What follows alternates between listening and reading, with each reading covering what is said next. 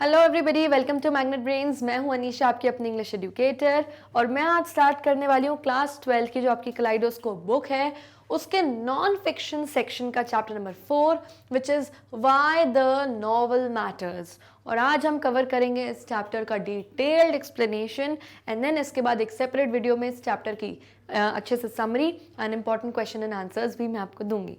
So let's read about our author first. तो जो हमारे ऑथर हैं वो है D.H. Lawrence. The picture which you could see on my left hand side is D.H. Lawrence. ये इस चैप्टर के ऑथर हैं। So D.H. Lawrence was born in 1885 in a coal mining town and died in 1930. तो जो हमारे author हैं वो year 1885 में उनका बर्थ हुआ था। कहाँ पे? एक कोल माइनिंग टाउन में। अब ये कोल माइनिंग टाउन क्या है? वो टाउन जहाँ पे कोल की माइनिंग्स होती हैं, यानी कोयले की खदानें होती हैं। तो ये कौन सा टाउन की बात कर रहे हैं? ये बात कर रहे हैं ईस्ट वुड यूके, यानी ईस्ट वुड यूनाइटेड किंगडम की बात हो रही है, क्योंकि यहीं पर ही इसी को कोल माइनिंग टाउन कहा जाता है। एंड इनकी डेथ हुई थी ईयर 1930 में। He was a son of an uneducated miner and an ambitious mother who was a teacher. तो इनके पेरेंट्स के बारे में बताया जा रहा है कि जो इनके फादर थे वो काफ़ी अनएडुकेटेड थे, यानी ज़्यादा पढ़े लिखे नहीं थे, और वो माइनर थे, यानी कोल की खदान में माइन में काम करते थे। और इनकी जो मदर थी वो काफ़ी एम्बिशियस थी, यानी कि उनको अपने करियर ओरिएंटेड थी, और वो एक टीचर थी।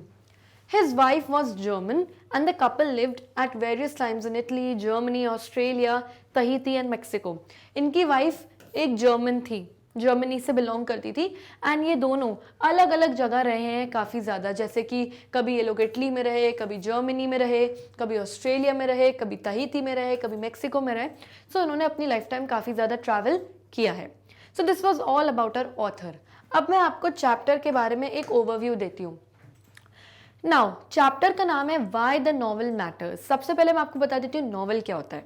नॉवल को हिंदी में हम कहते हैं उपन्यास, और जो नॉवेलिस्ट होता है, यानी जो इंसान नॉवेल्स लिखता है, उसे हम नॉवेलिस्ट कहते हैं, और हिंदी में उसे हम कहते हैं उपन्यासकार। ओके अब पोम में पूछा गया, चैप्टर में बोला गया है व्हाई द नॉवल मैटर्स, यानी क्यों नॉवल हम लोगों के लिए इतनी मैटर करती है, यानी कि इतनी इंपॉर्टेंस रखती है हमारी लाइफ में। तो बेसिकली ये जो पूरा चैप्टर है, ये एक चैप्टर नहीं, एक ऐसे है। हमारे ऑथर ने ये एक ऐसे लिखा था, और इनकी डेथ के बाद ये जो इनका ऐसे है वो पब्लिश किया गया था। इसमें इन्होंने हमको नॉवेल की इंपॉर्टेंस बताई है, और अलग अलग फील्ड से नॉवेल्स को और नॉवेलिस्ट्स को कंपेयर किया गया है कि क्यों नॉवेल हर चीज़ में बेटर है। सबसे पहले तो उन्होंने बताया है कि जो एक अलाइव इंसान होता है, एक जीवित इंसान होता है, वो एज अ होल पूरा इंसान इंपॉर्टेंट होता है। सिर्फ उसके अलग अलग पार्ट्स, जैसे उसका हार्ट, उसका ब्रेन, उसका लंग्स, अलग अलग पार्ट्स में एक इम्पॉर्टेंस नहीं रखता है। द मैन अलाइव, इंसान जो जिंदा होता है, एज अ होल पूरी तरीके से इम्पॉर्टेंस रखता है हमेशा। हम ऑथर बताते हैं कि हमें ऐसा लगता है कि हम दिमाग से हैं, तो हम दिमाग से नहीं है।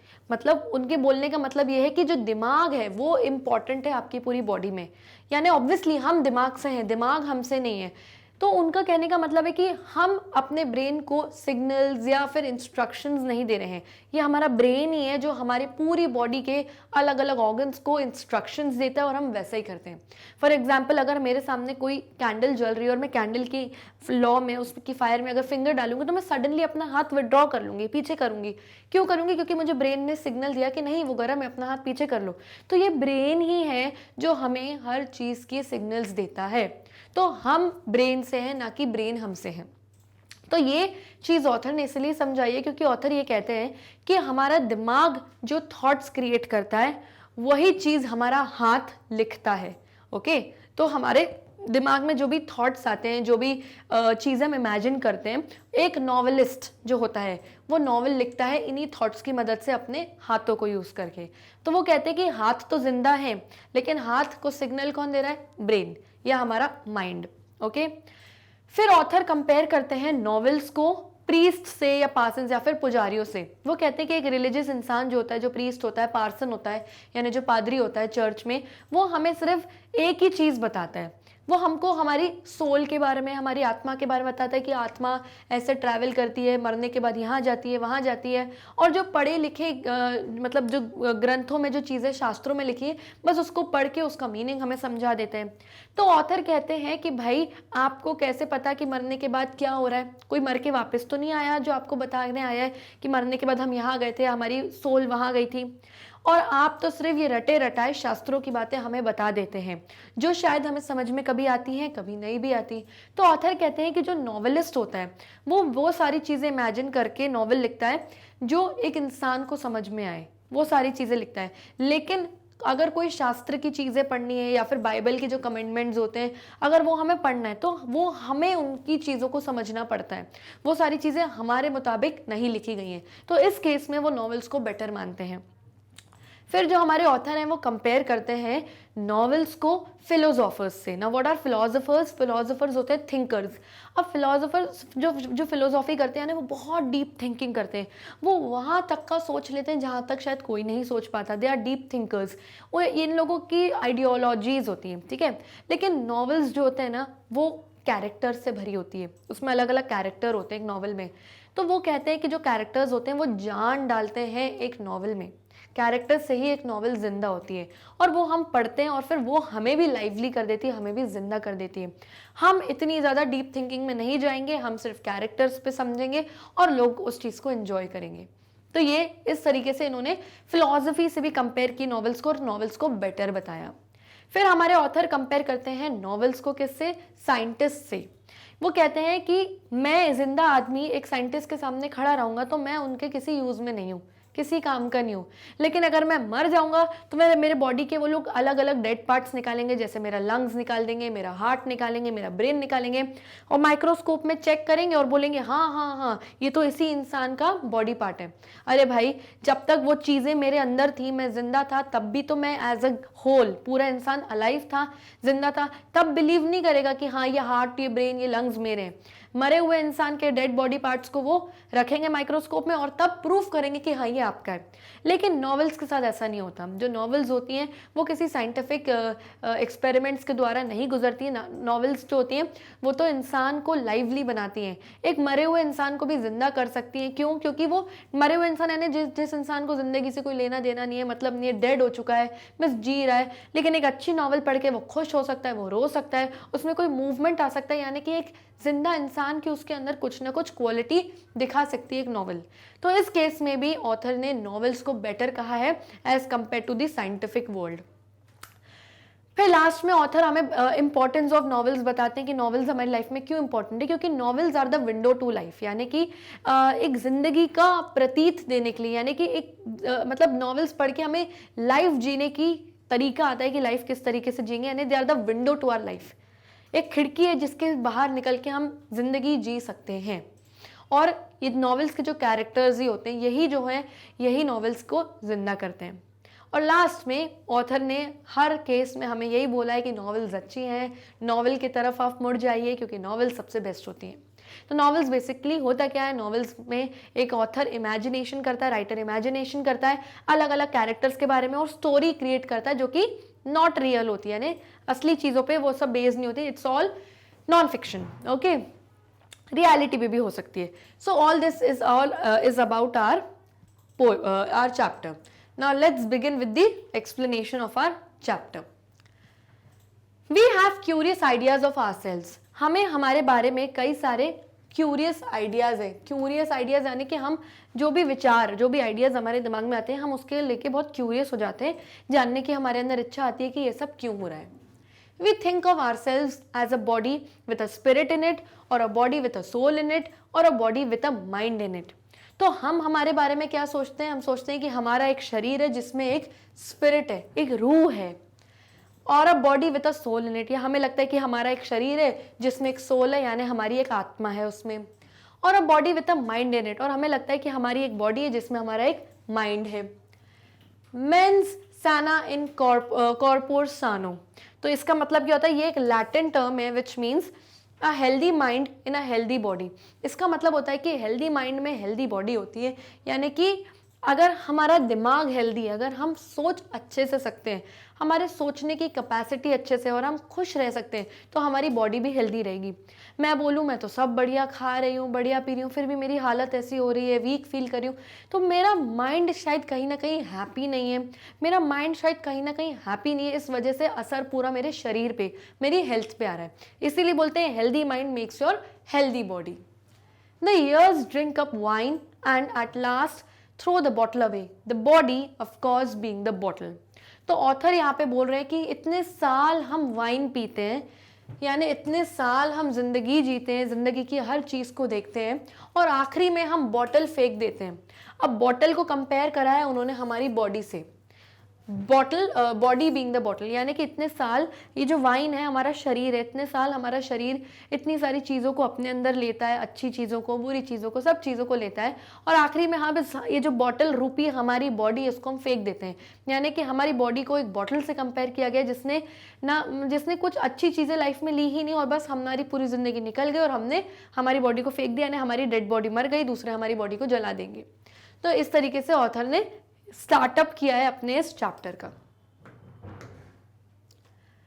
It is a funny sort of superstition. तो ऑथर कहते हैं ये जो बात है ये एक फनी तरीके की सुपरस्टिशन है, यानी मनगढ़ंत बात है, वहम वाली बात है।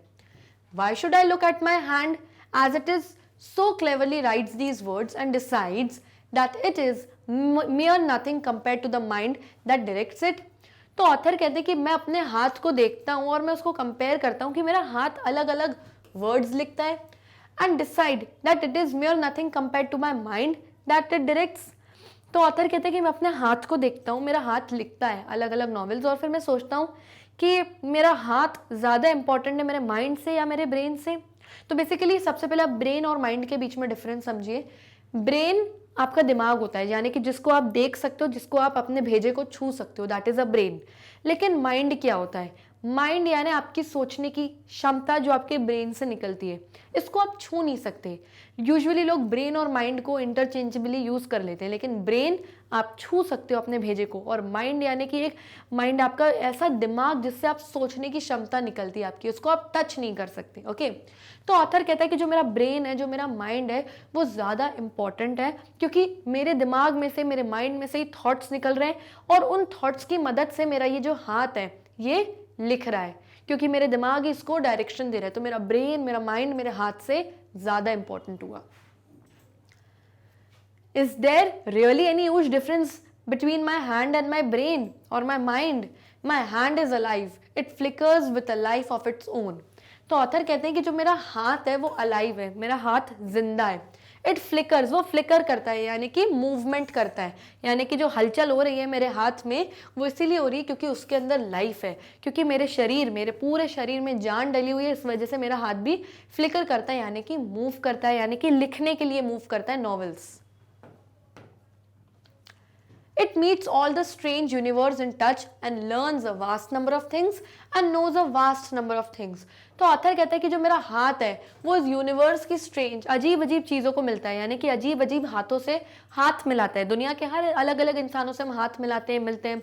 तो कहता है मेरा जो हाथ है बहुत अलग अलग टाइप के लोगों से मिलता है, और जितने लोगों से आप मिलोगे आप उतनी ज़्यादा चीज़ें सीखोगे और उतनी ज़्यादा चीज़ों को समझोगे, नई नई चीज़ों को। तो ऑथर कहता है मेरा हाथ अलग अलग लोगों से मिलता है और बार बार बहुत सारी वेरियस नंबर ऑफ थिंग्स, नई नई चीज़ें सीखता है।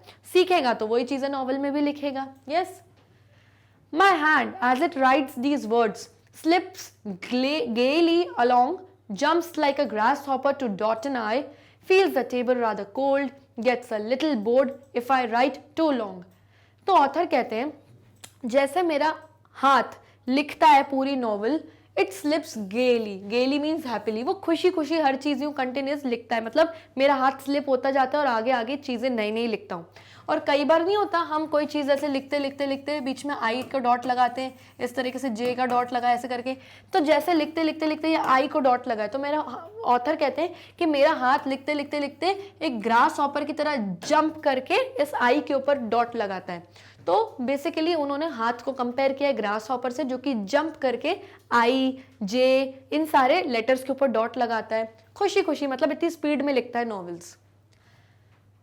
Feels the table rather cold, और कभी कभी लिखते लिखते लिखते ठंड हो जाती है तो उसको ये ठंडापन भी फील होता है अपने हाथ पे, क्योंकि वो एक इंसान, जीवित इंसान है। Author gets a little bored if I write too long. Author कहता है कभी कभी मेरा हाथ बोर हो जाता है, यानी मेरा हाथ लिखते लिखते थक जाता है जब मैं कुछ बहुत लंबा नॉवेल लिखता हूँ। Has its own rudiments of thoughts. Rudiments क्या होता है? Knowledge about basic and important facts. कहते हैं मेरे हाथ को वो सारा बेसिक या इंपॉर्टेंट चीज़ों का नॉलेज है, और वो नॉलेज इसको कहाँ से आया? मेरे दिमाग से, क्योंकि जितनी मैंने नई नई चीज़ें सीखी वो मेरे दिमाग में आई, मेरे दिमाग ने वो थॉट्स क्रिएट करे, डायरेक्शन दिया मेरे हाथ को, और फिर मेरे हाथ ने सारी चीज़ें लिखी। तो वो बेसिकली कहते हैं मेरे हाथ को सब बेसिक इंपॉर्टेंट चीज़ों का नॉलेज है। And is just as much me as my brain, my mind, as my soul. तो ऑथर कहते हैं कि जितना मेरे ब्रेन को, जितना मेरे माइंड को, और जितना मेरी सोल, मेरी आत्मा को पता है, वो सब कुछ मेरे हाथ को पता है। क्योंकि जो भी थॉट्स मेरे दिमाग से, मेरी अंतरात्मा से निकल रहे हैं, मेरे माइंड से निकल रहे हैं, वो सब मेरे हाथ को इसलिए पता है क्योंकि डायरेक्शन पूरी हाथ में जाती है और हाथ मेरे वो नॉवेल्स लिखते हैं। तो बेसिकली ऑथर कहते हैं यहाँ पे, क्योंकि मैं जिंदा हूं, क्योंकि मेरे अंदर दिमाग है, इसीलिए मैं सारी चीजें लिख रहा हूं। Why should I imagine that there is a me which is more me than my hand is, since my hand is absolutely alive, me alive? तो ऑथर कहते हैं कि मैं ये चीज़ क्यों इमेजिन करूं कि मैं कुछ ज़्यादा ही हूं अपने हाथ से, यानी मैं ज़्यादा इंपॉर्टेंट हूँ अपने हाथ से। तो ऑथर कहते हैं कि यस, क्योंकि my hand is absolutely alive, me alive. तो ऑथर कहते हैं ऑफकोर्स मैं ऑब्वियसली ज़्यादा हूँ अपने हाथ से, क्योंकि मैं अलाइव हूँ, मैं जिंदा हूँ, तभी तो मेरा हाथ जिंदा है। क्योंकि मेरे अंदर जान है तभी तो मेरे हाथ के अंदर जान है, और मैं फिर लिख पा रहा हूँ और सोच पा रहा हूँ। क्योंकि मी अलाइव, क्योंकि मैं जिंदा हूँ, तभी मेरा हाथ, मेरा दिमाग, सब कुछ जिंदा है। Whereas, of course, as far as I am concerned, my pen isn't alive at all. तो ऑथर कहते हैं जहां तक मुझे पता है, जो मेरी पेन, मेरी जो कलम है, ये अलाइव नहीं है, ये जिंदा नहीं है। लिख तो मैं सब हाथ से रहा हूँ इस पेन की मदद से, लेकिन जिंदा तो मेरा हाथ है, मैं जिंदा हूँ। ये पेन जो मेरी कलम है वो जिंदा नहीं है। My pen isn't alive, me alive. तो ऑथर कहते हैं मेरी पेन जिंदा नहीं, मी अलाइव, यानी कि मैं जिंदा हूं। मी alive ends at my finger tips. Finger tips क्या होते हैं? ये जो हमारी फिंगर के जो टिप्स होते हैं, ये इनको फिंगर टिप्स कहते हैं। तो ऑथर कहते हैं मैं तब तक जिंदा हूं, और जहां तक मैं जिंदा हूं वहां तक मेरे फिंगर टिप्स हैं। यानी कि मेरे फिंगर टिप्स, ये जो मेरी उंगलियों के जो टिप्स हैं, जहां पे खत्म होते हैं, वहां पे मेरा जिंदा होना भी खत्म होता है। उसके बाद जो भी चीजें मैं उठा रहा हूं वो सब निर्जीव चीजें हैं, यानी कि नॉन लिविंग थिंग्स हैं। ये पेन मेरी मदद तो कर रही है लिखने में, पर जिंदा नहीं है। इसको कौन यूज कर रहा है? एक लिविंग चीज, मेरा हाथ, मैं, इंसान। Whatever is me, alive is me. जो भी मेरे अंदर है, मेरे जो भी बॉडी पार्ट्स हैं, वो अलाइव हैं, क्योंकि अलाइव इज मी, क्योंकि मैं जिंदा हूं, इसलिए मेरे अंदर के सारे बॉडी पार्ट्स भी अलाइव हैं। Every tiny bit of my hand is alive. मेरे हाथ का एक एक छोटा छोटा टाइनी बिट, एक एक छोटी छोटा अंश जिंदा है, क्योंकि मैं जिंदा हूं। Every little freckle and hair and folds of skin. मेरे चेहरे पे छोटा छोटा फ्रेकल, यानी कि small brown spot on your skin, जो छोटे छोटे ये ब्राउन स्पॉट्स किसी किसी लोगों के स्किन पे होते हैं ना, वो कह रहे हैं छोटे छोटे ब्राउन स्पॉट्स, ये जो फ्रेकल हैं, ये भी जिंदा है मेरे अंदर। मेरे बाल, मेरी फोल्ड ऑफ स्किन, यानी मेरी चमड़ी की जो सिलवटें हैं, सब कुछ मेरे अंदर जो कुछ भी है, जब तक मैं जिंदा हूं, ये सारी चीजें भी मेरे अंदर जिंदा हैं। And what ever is me, alive is me. और जो कुछ भी मेरे अंदर है वो जिंदा है। Only my finger nails, those 10 little weapons between me and my inanimate universe, they cross the mysterious Rubicon between me alive and things like my pen which are not alive in my own sense. तो inanimate का मतलब होता है not alive, जो चीज़ें जिंदा नहीं हैं। तो ऑथर कहते हैं मेरे अंदर सब चीज़ें जिंदा हैं, सिर्फ मेरे 10 लिटिल वेपन्स, यानी कि नाखून से हम लोगों को मारते हैं ना, तो इसलिए वो अपने नाखूनों को वेपन यानी हथियार कह रहे हैं। वो कह रहे हैं कि सिर्फ मेरे और ये नॉन लिविंग थिंग्स के बीच में, जो ये पेन वैन के बीच में, मेरे 10 हथियार, यानी कि मेरे जो ये जो मेरी 8 उंगलियां, 2 अंगूठों के जो मेरे नाखून हैं, बस ये ही चीज़ है जो नॉन लिविंग थिंग है, क्योंकि इनको काट भी लो तो दर्द नहीं होगा। तो इनको छोड़ के मेरी बॉडी में सब कुछ जिंदा है, अलाइव है। ऐसा कहने का मतलब है हमारे ऑथर का। So, seeing my hand is all alive and me alive, wherein is it just a bottle or a jug or a tin can or a vessel of clay or any of the rest of that nonsense? तो author अपने आप से और हमसे ये सवाल पूछते हैं कि जब मैं अपने हाथ को देखता हूँ कि अलाइव है, जिंदा है, यानी इसमें कुछ मूवमेंट हो रहा है, मी अलाइव, मैं खुद को भी देख रहा हूँ कि मैं जिंदा हूँ, मेरे अंदर मूवमेंट हो रहा है, सांसें चल रही हैं, ब्रीथ कर रहा हूँ मैं, तो फिर दुनिया क्यों ऐसा बोलती है कि आपका शरीर एक बॉटल है? शुरुआत में हमने पढ़ा था ना कि हमारा शरीर एक बॉटल की तरह है, आखिरी में हम इसको फेंक देते हैं, यानी बॉटल की तरह हमारी बॉडी को फेंक दिया जाता है और जला के या दफना दिया जाता है। तो फिर लोग ऐसा क्यों बोलते हैं कि मेरी बॉडी जग है, मेरी बॉडी एक बॉटल है या एक जग है या टिन है, कैन है या अ वेसल ऑफ क्ले है? लोग बोलते हैं ना शरीर तो एक मिट्टी का पुतला है, तो क्ले क्या होता है? मिट्टी, क्ले होता है ना, वेसल ऑफ क्ले यानी कि मिट्टी का पुतला। तो ऑथर बोलते हैं कि क्यों लोग बोलते हैं कि मेरा जो शरीर है मिट्टी का पुतला है? अरे मिट्टी का पुतला कैसे? मिट्टी का पुतला तो नॉन लिविंग थिंग होती है, मैं तो हलचल कर रहा हूँ, सांस ले रहा हूँ, लिख रहा हूँ, सोच रहा हूँ, मैं एक नॉन लिविंग थिंग कैसे हुआ? और any of that rest of that nonsense, फिर ऑथर कहते हैं और ये सब नॉनसेंस बातें जो लोग इंसानी शरीर के बारे में कहते हैं, ये सब फालतू नॉनसेंस क्यों बोलते हैं लोग? मैं तो जिंदा इंसान हूं, मुझे क्यों मिट्टी का पुतला और बॉटल और कैन से कंपेयर कर रहे हो? ट्रू, सही बात है। If I cut it will bleed like a can of cherries. Can of cherries यानी कि एक इस तरीके से कैन, एक डब्बा होता है जिसमें चेरीज होती हैं, तो अगर उसमें आप चेरीज को इस तरीके से मैश करोगे तो रेड कलर का उसका जूस निकलेगा चेरीज का। तो ऑथर कहते हैं कि अगर मैं अपने आप को कट करूंगा तो आई विल ब्लीड, मेरे अंदर से खून बहेगा एग्जैक्टली उसी तरह कि चेरीज के कैन में से जैसा रेड कलर निकलता है वैसा मेरा ब्लड निकलेगा। तो ये क्यों है? क्योंकि मैं जिंदा हूं। अगर मिट्टी का पुतला होता तो क्या मेरे अंदर से ब्लड निकलता? But then the skin that is cut and the veins that bleed and the bones that should never be seen, they are all just alive as the blood that flows. तो author कहते हैं मैं काटता अपनी चमड़ी हूं, खून मेरी वेन्स, मेरी नसों से निकलता है और अंदर हड्डियां होती हैं और दिखती नहीं है काटने के बाद भी। कहते हैं ये सब स्किन, मेरा ब्लड, मेरी वेन्स, मेरी बोन्स, जो दिख रहा है जो नहीं दिख रहा, सब कुछ अलाइव है, सब कुछ जिंदा है। कोई बॉटल, कोई जग या कोई मिट्टी का वेसल यानी वेसल ऑफ क्ले नहीं है, everything is alive. So the tin can business और vessel of clay is just bunk. Bunk का मतलब क्या होता है? Something which is not true, वो चीजें जो सही नहीं है। तो ऑथर कहते हैं कि जो बोला गया है हमारे शरीर, हमारी बॉडी के बारे में कि टिन है, कैन है, वेसल है, क्ले है, ये सब कुछ बंक है, ये सब कुछ झूठ है, ये सब कुछ गलत है। हमारा शरीर कोई मिट्टी का पुतला नहीं है, कोई हमारा शरीर बॉटल, वेसल, क्ले, फलाना ढिमका नहीं है। हमारा शरीर जिंदा है जब तक हमारा ब्रेन अलाइव है, हमारे अंदर जब तक दिमाग काम कर रहा है हमारा शरीर जिंदा है, अगर मूवमेंट हो रहा है तो हम जिंदा है। ये सारी चीजें हम लोगों के बारे में फालतू और गलत बोली गई हैं। And that's what you learn when you are a novelist. Novelist यानी कि वो इंसान जो नॉवेल्स लिखता है, उपन्यासकार, a person who writes novels. तो ऑथर कहते हैं और यही सारी चीजें आप सीखते हो जब आप एक नॉवेलिस्ट होते हो। क्या सीखते हो? कि हमारा बॉडी जो है कोई मिट्टी का पुतला नहीं है, कोई क्ले नहीं है, कोई वेसल नहीं है, कोई बॉटल नहीं है, हमारा बॉडी जिंदा है, हमारी बॉडी जिंदा है। तो ऑथर कहते हैं कि ये जो ज्ञान है, ये दुनिया की फालतू नॉनसेंस बातों के अलावा जो ज्ञान है ये आपके अंदर तभी आता है जब आप कौन होते हो? जब आप एक नॉवेलिस्ट होते हो, उपन्यासकार होते हो। And that's what you are very liable not to know if you are a person or you are a philosopher or a scientist or a stupid person.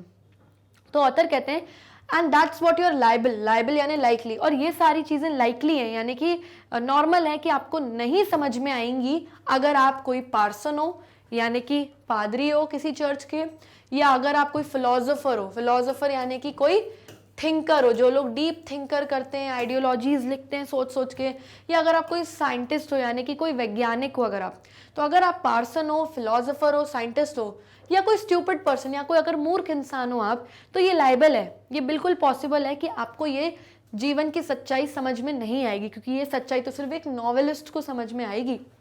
If you are a parson you talk about souls in heaven, क्योंकि अगर आप एक person हो, एक church के पादरी हो, तो आप हेवन में, जन्नत में जो सोल्स रहती हैं, जो आत्माएं, स्पिरिट्स रहती हैं, आप सिर्फ उनके बारे में बात करोगे।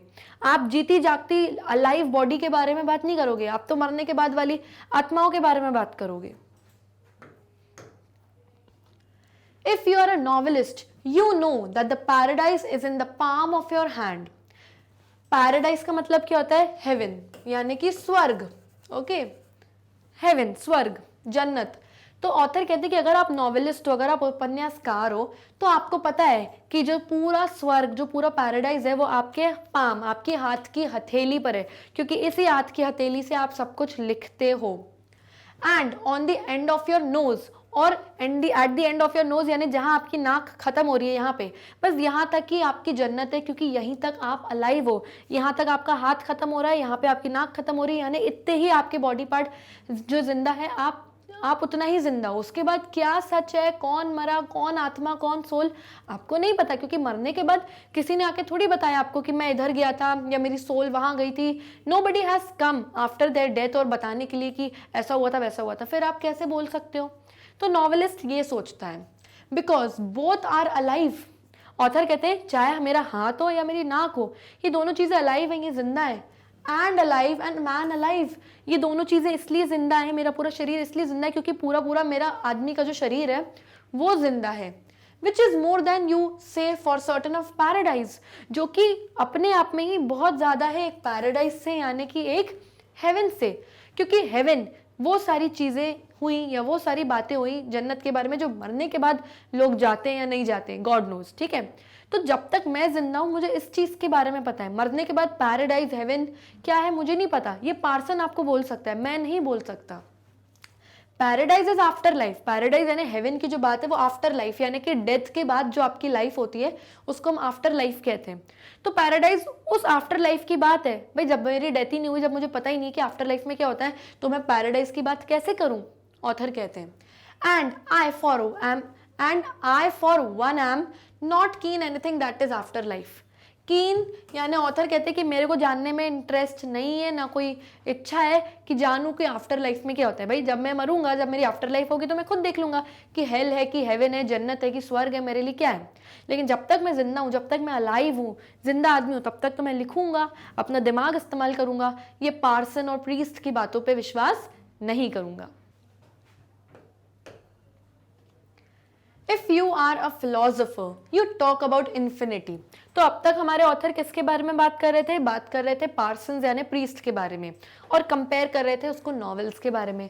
अब ऑथर बात कर रहे हैं फिलोसोफर के बारे में। फिलोसोफर यानी जो डीप थिंकर्स होते हैं, यानी कि जो इंसान की सोच से परे ज्यादा सोचने लगते हैं, ठीक है। तो ऑथर बोलते हैं if you are a philosopher you talk about infinity. आप अगर फिलोसोफर हो तो आप इन्फिनिटी के बारे में बात करते हो, यानी कि थिंग्स और टाइम विदाउट एंड, उन चीजों के बारे में, उस समय के बारे में जिसका कोई अंत नहीं है, इतनी दूर की आप सोच लेते हो। And the pure spirit which knows all things, और आप उस प्योर स्पिरिट, उस प्योर आत्मा की तरह हो जिसको सब कुछ पता रहता है। But if you pick up a novel you realize immediately that infinity is just a handle to this self same jug of a body of mind. तो ऑथर कहते हैं कि अगर आप कोई नॉवल उठाओगे पढ़ने के लिए तो इमीडिएटली उसी समय आप ये रियलाइज कर लोगे कि जो इन्फिनिटी है, ये जो अनंतता है, ये एक हैंडल है self same jug of body of mind का, which as for knowing if I my finger in the fire I know that fire burns. तो ऑथर का कहने का मतलब है कि मान लीजिए कि आपने हमारी बॉडी को एक जग बोला है, ओके, ये जग बोला है, मेरी बॉडी आपने बोली है कि एक जग है। तो मान लीजिए कि ये जो इस जग का हैंडल है, ये जो हैंडल है, ये क्या हुआ, ये हो गया आपकी फिलॉसफी।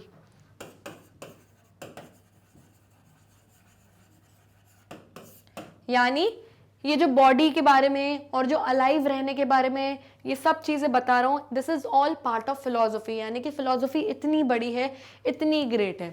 तो ऑथर कहते हैं कि वो self same jug of body of mind, उसी की तरह ये हैंडल की तरह काम करती है, कि यानी कि ये सारी चीजें ना मुझे पकड़ के रखा है। While as for knowing, if I find my finger in fire, I know that fire burns with a knowledge so emphatic and vital it leaves nirvana mere a conjecture. अब सबसे पहले वर्ड्स के मीनिंग देखते हैं। Emphatic मतलब strong expression, किसी चीज के बारे में आपको जब स्ट्रांगली पता रहता है।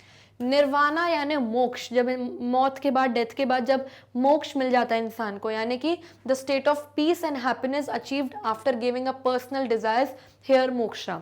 बुद्धिज्म में ये कॉन्सेप्ट है निर्वाणा कि जब आप अपनी पर्सनल डिजायर्स, अपनी इच्छाएं सब कुछ मार के एक लेवल ऑफ पीस, एक शांति के लेवल पे जब आप पहुंच जाते हो तो आपको निर्वाणा मिल जाता है, यानी कि समझो जीते जी आपको मोक्ष मिल गया।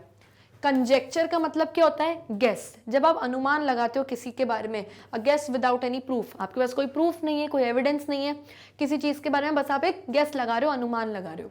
तो ऑथर कहते हैं कि मुझे मालूम है कि अगर मेरी फायर में मैं उंगली डालूंगा तो मेरा हाथ मेरी उंगली जलेगी, क्योंकि मुझे इस चीज की नॉलेज है, स्ट्रॉन्ग नॉलेज है, वाइटल यानी इंपॉर्टेंट नॉलेज है मुझे, कि लोगों को लगता है कि जलने के बाद, मरने के बाद, डेथ के बाद निर्वाणा यानी कि एक लेवल ऑफ मुझे मोक्ष मिल जाएगा, जो कि कुछ नहीं, मेयरली, जो कि सिर्फ महज एक कंजेक्चर है, एक गैस है, यानी कि एक बिना प्रूफ का लोगों ने अनुमान लगा के रखा है।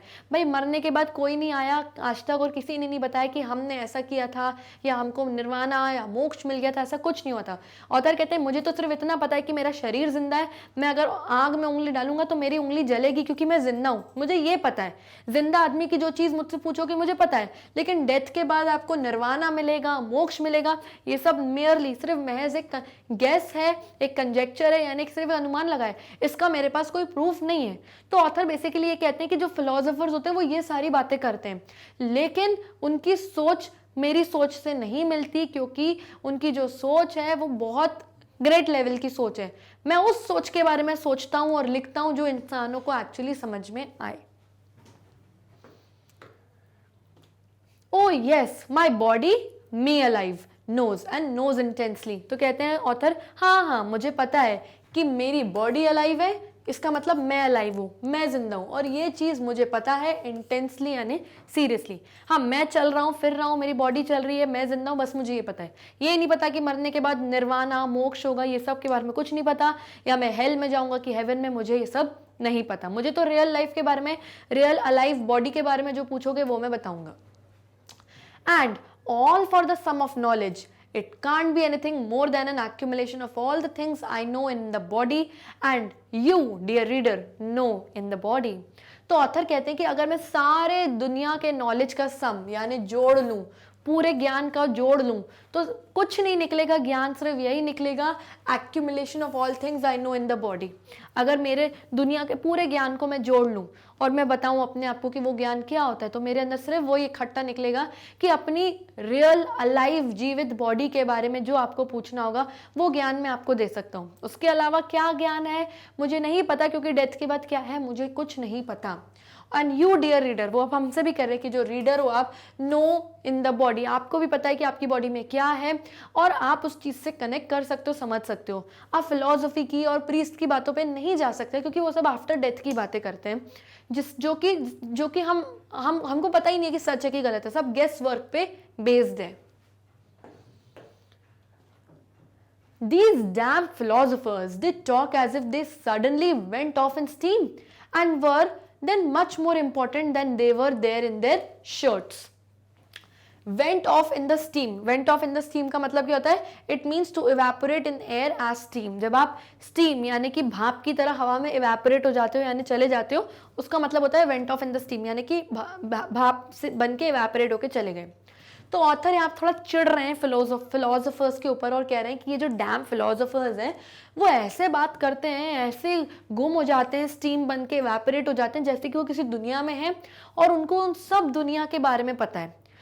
And they are more important than they are when they are in their shirts.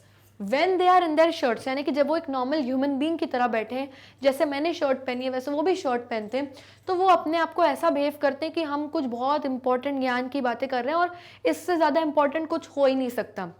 यानी कि जब वो ह्यूमन बींग जैसे नॉर्मल शर्ट पहने वो भी इंपॉर्टेंट नहीं है, इंसान हो, इंसान की तरह जी रहे हो, ये भी उनके लिए इंपॉर्टेंट नहीं है, वो तो बस टीम बन के हवा में उड़ जाते हैं और ऐसी बड़ी बड़ी बातें करते हैं जैसे उनसे ज़्यादा और उनकी थॉट्स से ज़्यादा इंपॉर्टेंट कुछ और है ही नहीं। It is nonsense. ऑथर कहते हैं ये सब नॉनसेंस बातें हैं उनकी।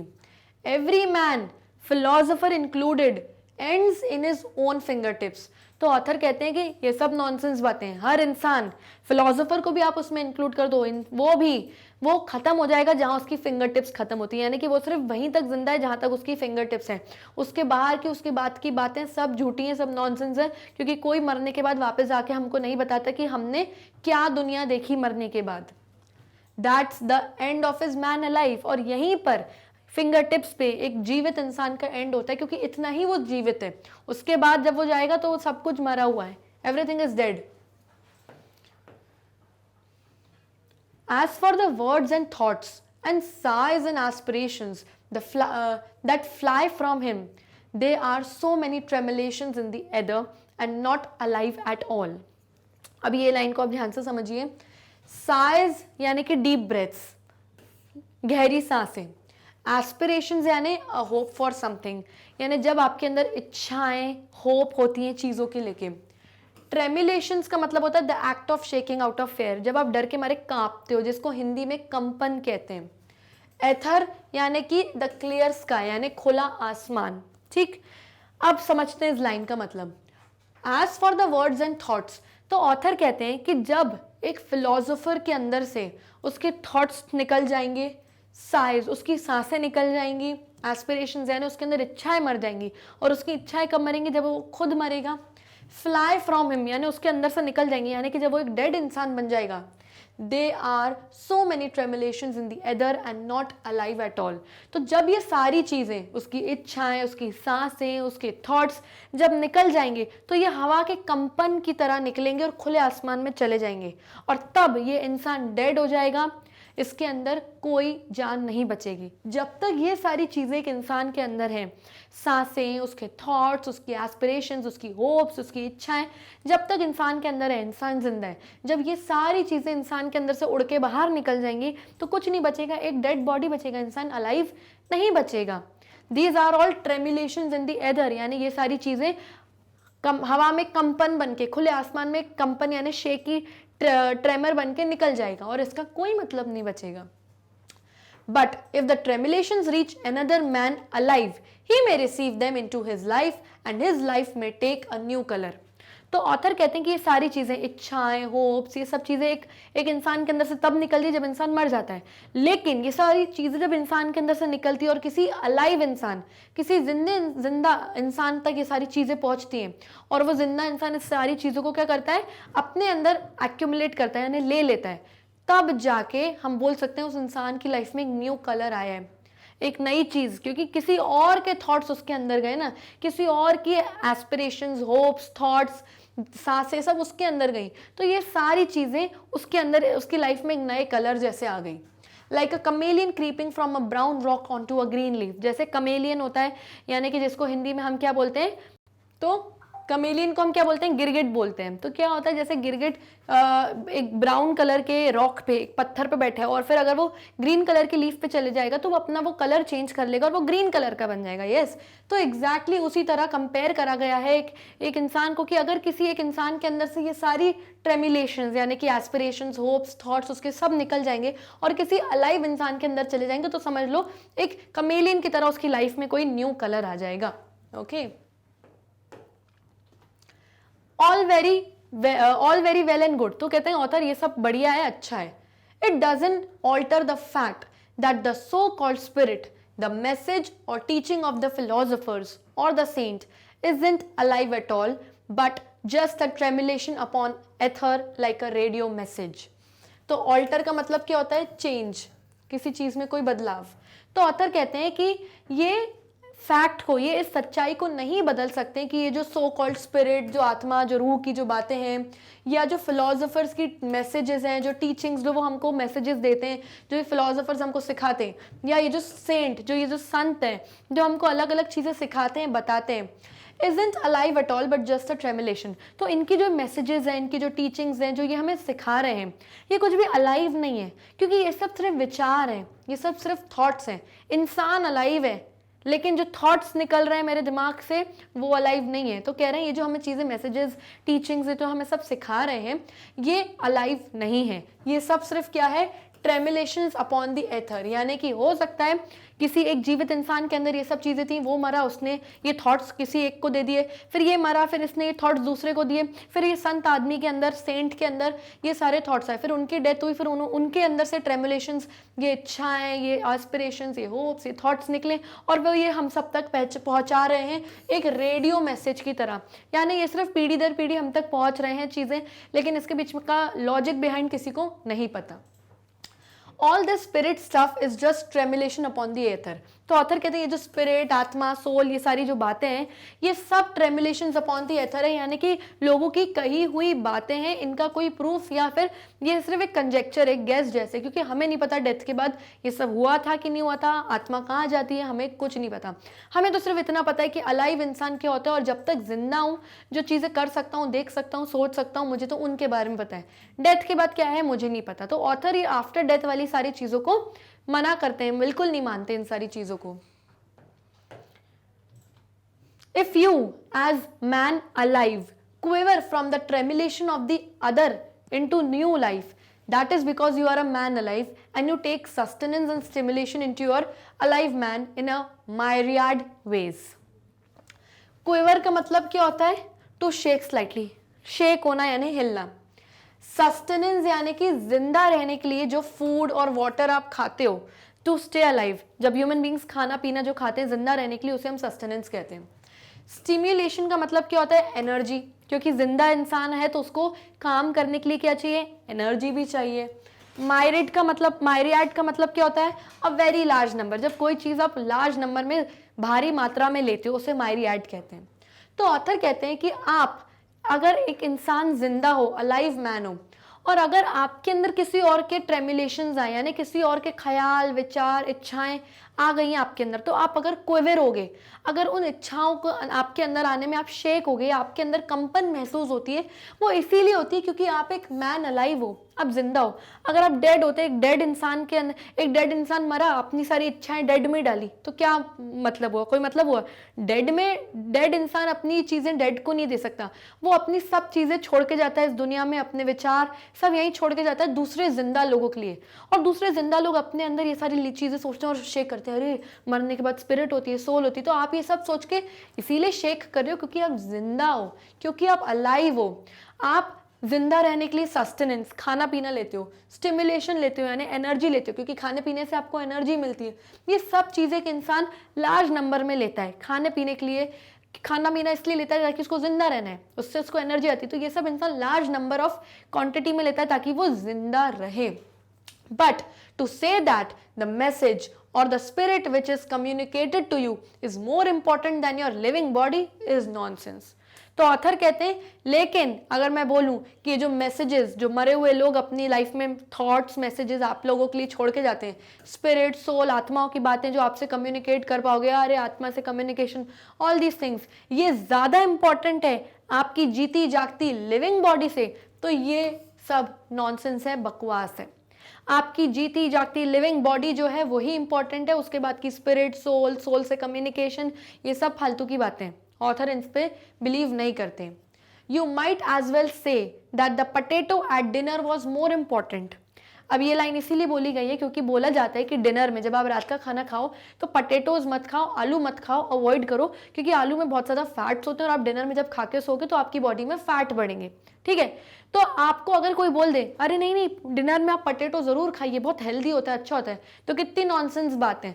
तो बस इसी नॉनसेंस बात से कंपेयर किया हमारे ऑथर ने कि आप बोलो कि अरे ये सोल, सोल से कम्युनिकेशन करो, स्पिरिट, आत्मा, ये सब बहुत इंपॉर्टेंट है, और मेरी जीती जागती बॉडी जो देख रही है, सुन रही है, हर चीज़ को एहसास कर रही है, ये लेस इंपॉर्टेंट है, कम इंपॉर्टेंट है। ये बात ऑथर कहते हैं फालतू है। इसी बिल्कुल उस बात की तरह कि अरे पोटैटो इंपॉर्टेंट है डिनर के लिए, जैसे जितनी फालतू बात ये बात है उतनी ही फालतू बात ये भी है, नॉनसेंस बात है। तो ऑथर इन सब फालतू की चीजों को बिलीव नहीं करते। Nothing is important but life. Author कहते हैं कुछ इंपॉर्टेंट नहीं है, सिर्फ लाइफ, जिंदगी जो आप जी रहे हो, जो सांसें आपके अंदर चल रही हैं, वही इंपॉर्टेंट है। And for myself I can absolutely see life nowhere but in the living. तो ऑथर कहते हैं अगर मेरी बात करो तो मुझे लाइफ, जिंदगी कहीं नहीं दिखती, बस सिर्फ लिविंग थिंग्स में ही दिखती है, जीते जागते लोगों में, इंसानों में, जानवरों में। Life with a capital L is only man alive. Author कहते हैं कि अगर मैं लाइफ लिखूं LIFE, उसमें जो एल है ये कैपिटल में लिखा हुआ है, ठीक है, तो ऑथर कहते हैं कि लाइफ का जो कैपिटल एल है, यानी कि इस तरीके से समथिंग दिस, इसका मतलब मैन अलाइव है, यानी यू आर अलाइव क्योंकि यहाँ पे कैपिटल एल है, तो इस कैपिटल एल का मतलब this, thumbs up, that means you are alive, यानी मैन जिंदा है। जब तक ये ऐसे हो जाएगा that means you are not alive, आप मर गए, so this means capital L and this means that you are alive, जिंदा हो तभी इंपॉर्टेंट हो आप। Even a cabbage in the rain is cabbage alive, अगर कैबेज बारिश में है, यानी अगर कैबेज अपनी बेल पे लगी है, पत्ता गोभी अपनी बेल पे लगी हुई है, यानी अभी डिटैच नहीं हुई है अपने पेड़ से, तो वो भले बारिश हो रही है, उसके ऊपर कितनी तकलीफें आ रही हो, पर तब भी वो अलाइव ही कहलाएगी, जिंदा ही कहलाएगी। आप भी अपनी लाइफ में कितनी तकलीफों से, ट्रबल से गुजर रहे हो, जब तक जिंदा हो आप जिंदा हो, जब तक आपके अंदर सांसें चल रही हैं आप जिंदा हो। डजेंट मैटर कितने ट्रबल्स आपके आसपास हैं, मरने के बाद तो कुछ नहीं है। All things that are alive are amazing, author कहते हैं जितनी भी चीजें जिंदा है वो अमेजिंग है, बेस्ट है। And all things that are dead are subsidiary to the living, subsidiary यानी कि समथिंग लेस इंपॉर्टेंट, जो चीज कम इंपॉर्टेंट होती है। तो ऑथर कहते हैं जो चीजें डेड है, मर चुकी हैं, वो लिविंग चीजों से अगर कंपेयर करें तो सब्सिडियरी यानी कि कम इंपॉर्टेंट है, क्योंकि सबसे ज्यादा इंपॉर्टेंट लिविंग बीइंग है। Better a live dog than a dead lion, तो ऑथर कहते हैं कि एक जीवित डॉगी से कंपेयर करें एक मरे हुए लायन को, तो वो जीवित डॉगी बेटर है, क्योंकि लायन क्या है, वो शेर क्या है, मर चुका है। अब वो आपको कोई तकलीफ नहीं पहुंचाएगा, आप उससे डरोगे भी नहीं, शेर से हम डरते हैं, वो शेर आपको डराने के लायक भी नहीं रहेगा क्योंकि वो मर चुका है। अगर उसी के सामने एक लाइव डॉग यानी कि एक बिल्कुल जीता जागता डॉगी आपके सामने खड़ा है, तो आप उससे डरोगे। अगर कंपेयर करें शेर से, आपको मरे हुए शेर से डर नहीं लग रहा, आपको डॉगी से डर लग रहा है, तो जियो तो अलाइव डॉग की तरह जियो, मरे हुए शेर की तरह नहीं। But better a live lion than a live dog, तो कहते हैं और अगर जिंदा रहो तो जीते जागते शेर की तरह रहो, डॉगी की तरह नहीं रहो, ठीक है ना। तो इन एनी कंडीशन स्ट्रांगली जीना, लाइव लायन यानी जीते हुए लायन की तरह, यानी अगर जियो तो लायन की तरह जियो, नहीं तो मत जियो, डॉगी की जिंदगी मत जियो। Siest la vie, इसका मतलब होता है it's a Latin term which means that's life, that's how things happen, यही जिंदगी और इसी तरीके से जिंदगी हमारी चलती है। तो ये सारी चीजें जो ऑथर समझा रहे हैं वो सिर्फ समझा रहे हैं अलाइव रहने की बातें, यानी कि जब तक शरीर में जान है तब तक थॉट्स हैं, तब तक नॉवेल्स लिख सकते हो और दूसरों की लाइफ ब्यूटीफुल बना सकते हो। It seems impossible to get a saint or a philosopher or a scientist to stick to this simple truth. तो ऑथर कहते हैं कि बहुत डिफिकल्ट है कि एक संत को, एक फिलोसोफर यानी कि जो थिंकर है, या एक साइंटिस्ट यानी कि जो एक वैज्ञानिक है, वो इस सिंपल ट्रूथ, इस सिंपल सच्चाई पे वो लोग ठहर ही नहीं सकते कि जिंदा आदमी ही सब कुछ है। वो लोग अपने ही थॉट्स में, अपने ही उसमें लगे रहते हैं। They are all in a sense renegades, ये सारे लोग यानी ये सेंट, ये फिलोसोफर, ये साइंटिस्ट, ये सब रेनेगेड्स हैं। रेनेगेड्स यानी कि to a group of people who have different opinion, ये वो तरीके के लोग हैं जिनके ओपिनियंस बहुत अलग हैं, यानी कि इनको कोई चीज़ सच्चाई, सिंपल ट्रूथ समझ ही नहीं आता लाइफ का। The saint wishes to offer himself up as a spiritual food for the multitude. Multitude का मतलब क्या होता है, a large number of people. तो सेंट जो कि समझता है कि मेरे अंदर बहुत ज़्यादा ज्ञान भरा हुआ है, वो अपने आप को इतने सारे लोगों के सामने एक फूड की तरह सर्व करता है, यानी कि अपनी ज्ञान की बातें इन सबको लार्ज नंबर ऑफ पीपल को देता है। Even Francis of Assisi turns himself into a sort of angel cake of which anyone may take a slice. तो इसी एक संत का एग्जाम्पल देते हैं हमारे ऑथर, जो फ्रांसिस थे असीसी के। He was the Francis of Assisi, यानी असीसी क्या है, एक जगह है इटली में, एन इटालियन मॉन्क। तो ये कौन थे, एक इटली के इटालियन, असीसी नाम की जगह है इटली में, वहाँ के एक मॉन्क थे, यानी कि एक रिलीजियस प्रीस्ट थे। ये भी अपने आप को क्या बोलते थे, मैं देवदूती, एंजल केक यानी देवदूती केक की तरह हूँ, यानी मेरे अंदर ज्ञान का पूरा केक है, हर कोई आके मेरे अंदर से एक स्लाइस, एक पीस ऑफ केक खा सकता है, यानी मुझसे ज्ञान की बातें ले सकता है। But an angel cake is rather less than man alive. लेकिन अगर एक एंजल केक है वो लेस इंपॉर्टेंट है एक मैन अलाइव से, यानी कि आप देवदूती हो, आप देवदूती हो, एंजल हो। एंजल भी कब होते हैं, डेथ के बाद। तो एंजल ज्यादा इंपॉर्टेंट, जिसकी डेथ हो चुकी है, यानी या फिर एक मैन अलाइव, एक जिंदा आदमी इन एनी कंडीशन। देवदूती यानी एंजल डेथ के बाद, डेथ के बाद कुछ इंपॉर्टेंट नहीं, जब तक लाइफ है वो इंपॉर्टेंट है। And poor Saint Francis might well apologize to his body when he is dying. Oh, pardon me, my body. The wrong I did you through the years. It was no wafer for others to eat. फिर एक दूसरे Saint का यहाँ पे हमें author example देते हैं, वो थे सेंट फ्रांसिस। तो सेंट फ्रांसिस के बारे में बताते हैं कि जब उनकी डेथ हो रही थी तो उस टाइम वो अपनी बॉडी से, अपने शरीर से अपोलोजाइज कर रहे थे, यानी कि माफ़ी मांग रहे थे कि मैंने तुम्हारे साथ इतने सालों तक कितना गलत किया है। मेरा शरीर कोई वेफर, कोई केक या कोई चॉकलेट का पीस नहीं है जो दूसरे आके इसमें से खाएं या इसमें से पीस निकालें। यानी कि मैंने अपना जीवन ऐसे ही निकाल दिया, मैंने लोगों को वो सारी ज्ञान की बातें देने में निकाल दी जो डेथ के बाद की है। जब तक जिंदा हो, जिंदा रह के आपको कैसे जीना है, लोगों के साथ कैसे एडजस्ट करके लाइफ जीनी है, वो सब तो मैं उनको सिखा ही नहीं पाया। तो कहीं ना कहीं उन्होंने अपनी बॉडी को अपोलोजाइज किया। The philosopher on the other hand, तो अब यहाँ पे फिलोसोफर की बात कर रहे हैं ऑथर की। जो फिलोसोफर है, because he can think decides that nothing but thoughts matter.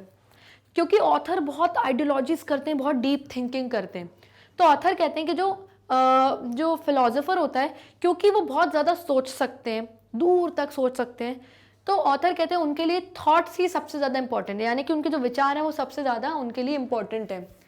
It is as if a rabbit, because he can make little pills, should decide that nothing but the pills matter. ये pills क्या होती हैं? क्या होता है? A corner area where rabbit decides to deposit its urine and waste material. तो rabbit जो होता है ना, उसको थोड़ा सा हाइजीनिक एनिमल माना जाता है। क्यों? क्योंकि वो क्या करता है, वो गार्डन में जहाँ रहता है या जिस फील्ड में रहता है वहाँ पे कॉर्नर में एक गड्ढा खोद लेता है, उस गड्ढे को पिल कहते हैं, ठीक है।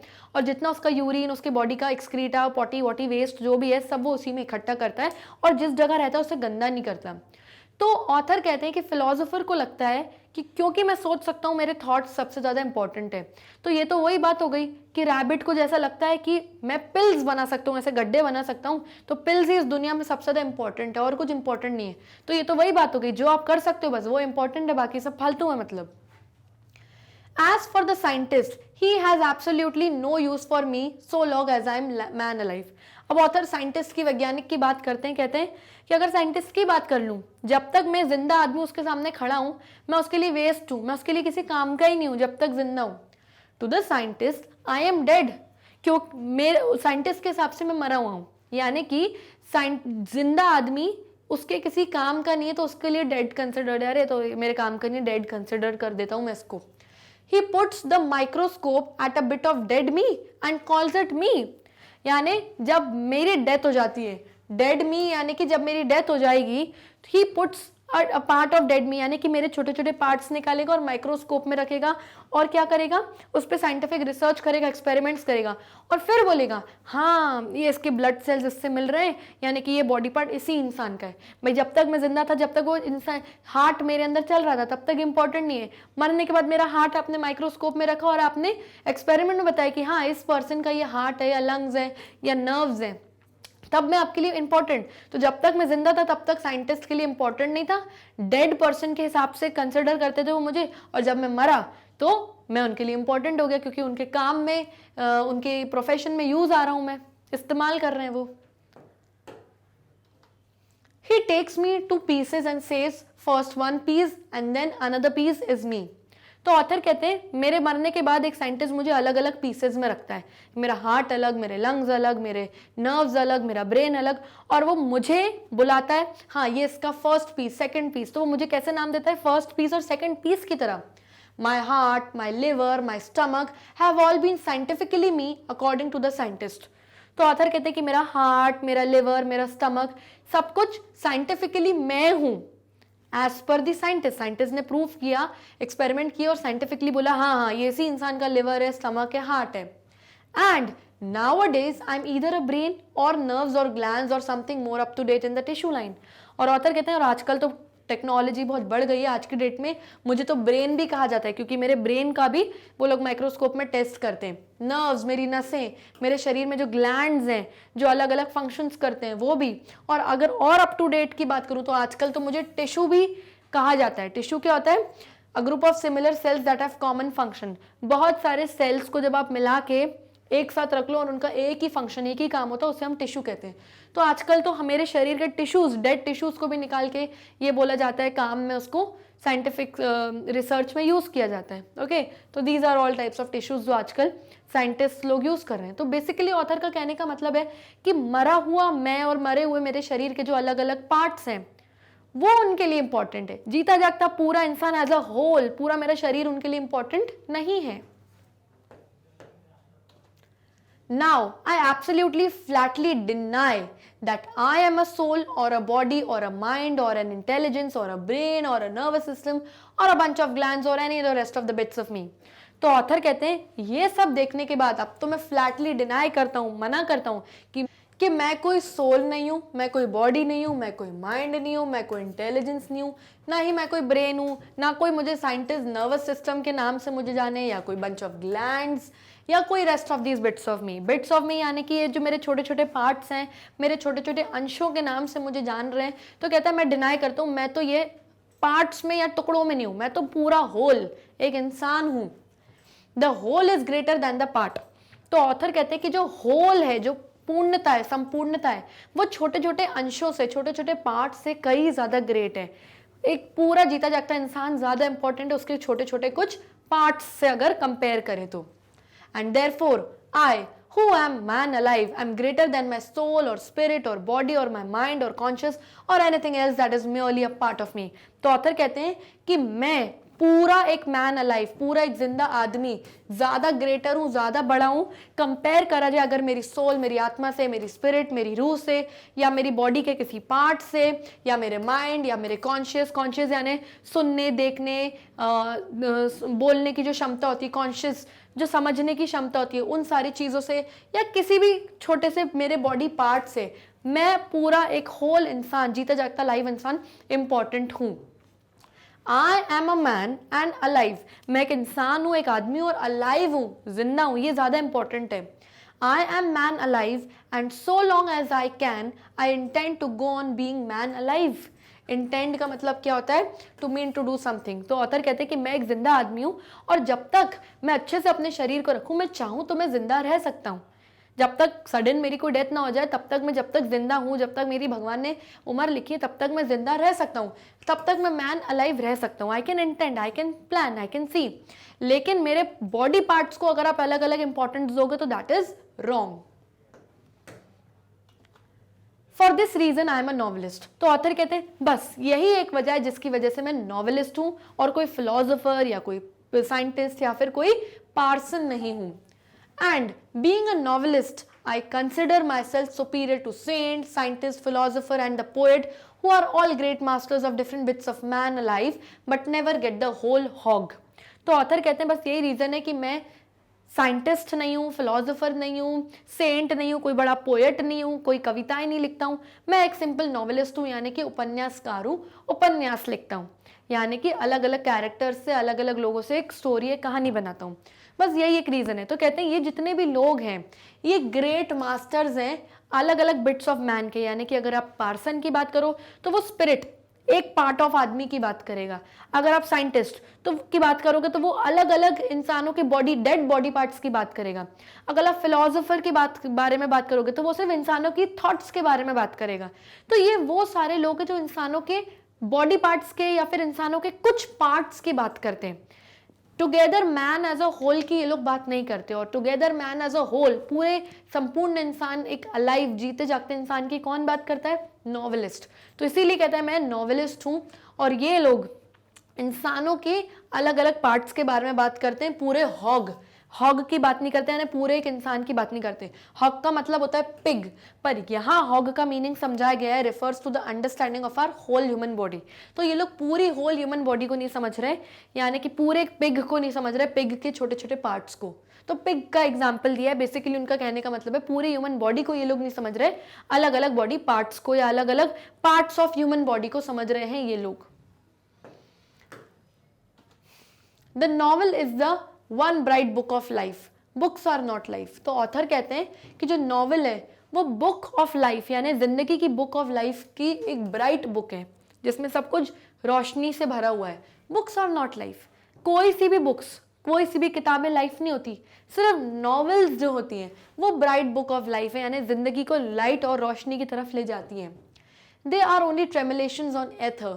तो ऑथर कहते हैं कि जो बुक्स हैं, जो कोई सी भी दूसरी बुक्स हैं, वो ट्रेमुलेशंस ऑन द एथर है, यानी कि शेकिंग है, जो शेक इंसान हो रहा है, या उस लोगों के जो एस्पिरेशंस या लोगों की जो होप्स और उम्मीदें निकल गई हैं एक डेड इंसान के अंदर से खुले आसमान में, कहते हैं ये तो बुक सिर्फ वो है, ब्राइट बुक ऑफ लाइफ तो सिर्फ नॉवेल्स हैं, but the novel as a tremulation can make the whole man alive tremble. तो ऑथर कहते हैं कि अगर नॉवल को हम ट्रेमुलेशन कहें, यानी खुले आसमान में कंपन की तरह कहें, यानी कि अगर एक इंसान एक नॉवल लिख के मर गया है तो वो नॉवल दुनिया के लिए छोड़ के गया है, दुनिया के लिए छोड़ के गया, that means it's a tremulation in the ether, खुले आसमान में कंपन की तरह जो दूसरे जीवित लोग ले लेंगे इसको और पढ़ेंगे, तो वो किसी भी मैन को अलाइव कर सकता है या ट्रेम्बल कर सकता है। यानी कोई इंसान जिसको जिंदगी से कोई मतलब नहीं, अपनी इच्छाओं को सब त्याग के बैठा है, सिर्फ जी रहा है, वो हो सकता है अगर इस डेड इंसान की नॉवल, लिखी हुई नॉवल पढ़े तो हो सकता है वो ट्रेम्बल हो, शेक हो, उसके अंदर कुछ हैप्पीनेस का, कुछ सैडनेस का ही, या कुछ लव का, रोमांस का कुछ इमोशन उसके अंदर निकले। तो एक नॉवल जो है वो क्या कर रहा है, अगर वो ट्रेमुलेशन है एथर में, यानी कि वो खुले आसमान में कोई इंसान उसको ले रहा है, अपने पढ़ रहा है, तो वो उस इंसान को शेक कर सकते हैं, यानी जीते जागते इंसान जिसने सब इच्छाएं छोड़ रखी हैं उसको भी ट्रेम्बल कर सकता है, यानी शेक कर सकता है, मूवमेंट क्रिएट कर सकता है उसमें, which is more than poetry, philosophy, science or any other book tremulation can do। तो ऑथर कहते हैं और ये जो नॉवल की जो कला है लोगों के अंदर ट्रेम्बल करने की या लोगों को शेक करने की, ये किसी भी पोएट्री, फिलोसफी, साइंस और किसी भी कोई दूसरी बुक से कई ज़्यादा ऊपर है। The novel is the book of life, novel he book of life है, जिंदगी की हर चीज़ नॉवल से शुरू है, नॉवल से ख़त्म है। In this sense the Bible is a great novel. तो ऑथर कहते हैं अगर इस सेंस में मैं बात करूं तो जो बाइबल है, जो क्रिश्चियंस की होली बुक है, ये भी एक नॉवेल ही है। यू मे से इट इज़ अबाउट गॉड, आप तो बोलोगे कि ये तो गॉड के बारे में है, उनकी होली बुक है, भगवान के बारे में किताब है, but it is really about man alive. लेकिन अगर आप ध्यान से कभी बाइबल को पढ़ोगे तो वो एक जिंदा आदमी की कहानी है, यानी जीसस एक इंसान थे, उनके जो प्रवचन, उनके जो उपदेश थे वो बाइबल में लिखे गए, तो वो एक जिंदा इंसान की बातें हैं ना, कोई डेड इंसान थोड़ी थे, वो तो उनको गॉड कंसिडर करा गया, ठीक है, लेकिन वो जब जिंदा थे, अलाइव थे, एक इंसान के रूप में उन्होंने जन्म लिया था इस धरती पे, तो उन्हीं की तो बातें हैं, यानी जो वो बातें हैं बाइबल में वो एक जिंदा इंसान की बातें हैं। दैट इज वाई ऑथर जो है बाइबल को एक होली बुक नहीं बल्कि एक नॉवल के तौर पे कंसिडर करते हैं। I do hope you begin to get my idea why the novel is supremely important as a tremulation on the ether। तो ऑथर कहते हैं कि अब मैं उम्मीद करता हूं कि आपको मेरा आइडिया, मेरा विचार समझ में अब थोड़ा बहुत आने लगा होगा कि क्यों मैं नॉवल को सबसे सुप्रीम, सबसे ज़्यादा इंपॉर्टेंट कंसिडर करता हूं ट्रेमुलेशन ऑन द एथर। यानी कि नॉवल जब कोई इंसान लिख के मरता है तो वो नॉवल छोड़ जाता है दुनिया के लोगों के लिए, उस नॉवल में उस मरे हुए इंसान की एस्पिरेशंस, होप्स, उम्मीदें सब कुछ होती हैं, और जब दूसरा एक अलाइव इंसान पढ़ता है तो उसकी लाइफ में न्यू कलर आता है। गिरगिट वाला जो मैंने आपको एग्जांपल दिया था वो कहीं ना कहीं नॉवल को सबसे ज़्यादा इंपॉर्टेंट कंसिडर कर रहे हैं। Plato makes the perfect ideal being tremble in me. ना प्लेटो कौन है? Plato he was a great philosopher of Athens, Greece. तो एथेंस एक जगह है ग्रीस नाम की कंट्री में, प्लेटो वहाँ के बहुत ग्रेट फिलोसोफर थे, ही इज प्लेटो, ठीक है। तो ऑथर कहते हैं कि जो प्लेटो है वो एक परफेक्ट आइडियल है। इसको मैं एक एग्जांपल दे सकता हूँ कि ये एक ऐसा फिलोसोफर था जिसने मुझे, एक नॉवेलिस्ट को, ट्रेम्बल किया, यानी अपनी विचारों से कहीं ना कहीं हिलाया, यानी एक अलाइवनेस मेरे यहाँ, जिंदा इंसान मेरे अंदर पाने की उसने कोशिश की। But that's only a bit of me. तो ऑथर कहते हैं पर वो मेरा सिर्फ एक बिट है, पूरा मेरा बॉडी, पूरा मेरा शरीर ट्रेम्बल या हिला नहीं, शेक नहीं, सिर्फ मेरे अंदर कुछ अंश उसकी कुछ फिलोसफी से, प्लेटो की फिलोसफी से कुछ ट्रेम्बल हुआ, यानी मूवमेंट हुआ, but that is not the whole of me ना। Perfection is only a bit in the strong makeup of man alive. तो ऑथर कहते हैं कि एक इंसान जब जिंदा होता है तो उसकी लाइफ में परफेक्शन सिर्फ एक मेकअप की तरह है, परफेक्ट चीज कुछ उसकी लाइफ में एग्जिस्ट करती ही नहीं है। The Sermon on the Mount makes the selfless spirit of me quiver, but that too is only a bit of me। तो सरमन ऑन द माउंट क्या होता है? माउंटेन्स पे जो सरमन्स होते थे, यानी collection of teachings attributed to Jesus Christ. इस तरीके से जो जीसस क्राइस्ट थे वो माउंटेन्स पे बैठ के सरमन्स, यानी कि धर्म की बातें लोगों को सिखाया करते थे माउंटेन पे बैठ के। तो अब क्या ये सरमन्स ऑन द माउंट की जो टीचिंग्स थी ये लिख दी गई हैं बाइबल में के किसी वर्स में। तो ऑथर कहते हैं कि जो सरमन्स ऑन द माउंट, जब मैं ये जीसस क्राइस्ट की ये जो सिखाई हुई बातें जब मैं कभी पढ़ता हूँ तो ये मेरी स्पिरिट को, मेरी रूह को क्विवर करता है, यानी हिला देता है कि बाप रे, मतलब कितनी टच करने वाली बातें कहीं। लेकिन फिर भी वो सिर्फ मेरी रूह को हिला रहा है, पूरा मुझे तो नहीं हिला रहा ना। That two is only a bit of me, ये भी सिर्फ मेरा बिट है, यानी मेरे किसी अंश को क्विवर कर रहा है, मेरे किसी अंश को हिट कर रही है ये सर्मन्स ऑन द माउंटेन्स की जो टीचिंग्स हैं। पूरा मुझे तो quiver, as a whole human being तो क्विवर नहीं कर रही ना। The 10 Commandments set the old Adam shivering in me, warning me that I am a thief and a murderer unless I watch it. But even the old Adam is only a bit of me. अब आदम और हवा के बारे में तो हम सबको पता है, तो जो ओल्ड बूढ़े जो आदम थे उन्होंने द 10 कमेंडमेंट्स लिखे थे। क्या थे? These are the set of principles relating to ethics and worships in Judaism and Christianity. तो जुडाइज्म और क्रिश्चियनिटी यानी यहूदी लोगों और क्रिश्चियन लोगों में कुछ प्रिंसिपल्स, कुछ एथिक्स, कुछ मॉरल बिलीव्स हैं जो इन ये 10 कमेंडमेंट्स उसमें लिखे गए। तो उन सब बिलीव्स को ये 10 कमेंडमेंट्स के नाम दिए गए। तो ऑथर कहते हैं कि जो ओल्ड एडम थे उन्होंने जो ये 10 कमेंडमेंट्स लिखी थी, जब मैंने उनके कमेंडमेंट्स पढ़े तो मुझे ये रियलाइज़ होने लगा कि कहीं ना कहीं मैं चोर हूँ, या कहीं ना कहीं मैं कोई मर्डरर हूँ जिसने इतने बुरे कर्म करे हुए हैं मतलब लाइफ में। तो ये सारी जो 10 कमेंडमेंट्स की चीज़ें, ये भी मेरे किसी पार्ट को, मेरे किसी अंश को क्विवर करता हिलाता है, पूरा मुझे as a whole human body को क्विवर नहीं कर पाया। I very much like all these bits of me to be set trembling with life and the wisdom of life. तो ऑथर कहता है कि मुझे ये अलग अलग फिलोसोफर्स और अलग अलग चीज़ों की जो ये थॉट्स हैं, जो मेरे किसी बिट को, मेरे किसी अंश को, मेरे किसी पार्ट को क्विवर कर सकता है और मुझे विजडम ऑफ लाइफ यानी कि जीवन जीने का एक्सपीरियंस देता है, नॉलेज देता है और इंटेलिजेंस देता है कहीं कहीं, लेकिन पूरा एज अ होल मुझे क्विवर या फिर शेक नहीं कर सकती इन दूसरे फिलोसोफर्स की बातें। But I do ask that the whole of me shall tremble in the wholeness some time or other। तो ऑथर अपने आप से कहते हैं कि हाँ, पर कभी ना कभी, किसी न किसी वक्त में, कभी फ्यूचर में पूरा होल ऑफ मी यानी मेरा पूरा शरीर ट्रेम्बल करेगा, शेक करेगा, हिलेगा, यानी कि मेरे पूरे शरीर में कुछ कंपन महसूस होगी, तब जाके मैं कहूँगा हाँ मेरा पूरा शरीर as a man alive tremble हुआ। अभी तक हुआ नहीं है ऐसा कभी ऑथर के साथ, ना उन्होंने एक्सपीरियंस किया है। And this of course must happen in me living. तो ऑथर कहते हैं कभी ना कभी मेरे साथ होगा ऐसा, लेकिन ये सिर्फ तभी होगा व्हेन आई एम लिविंग, यानी कि जब तक मैं जिंदा हूँ उसी टाइम पीरियड में कभी होगा। जब मैं मर जाऊंगा और कुछ तब ऐसी कोई फीलिंग मेरे अंदर नहीं आने वाली, यानी बेसिकली जब तक मैं अलाइव हूँ। But as far as it can happen from a communication, it can only happen when a whole novel communicates itself to me। तो ऑथर कहते हैं कि अगर कोई आके मुझसे कम्युनिकेट करे, मुझसे बातचीत करे, और माइट भी उस केस में मेरा पूरा शरीर ट्रेम्बल होने लगे, तो ये सिर्फ तभी पॉसिबल है जब कोई नॉवल मुझसे कम्युनिकेट करे।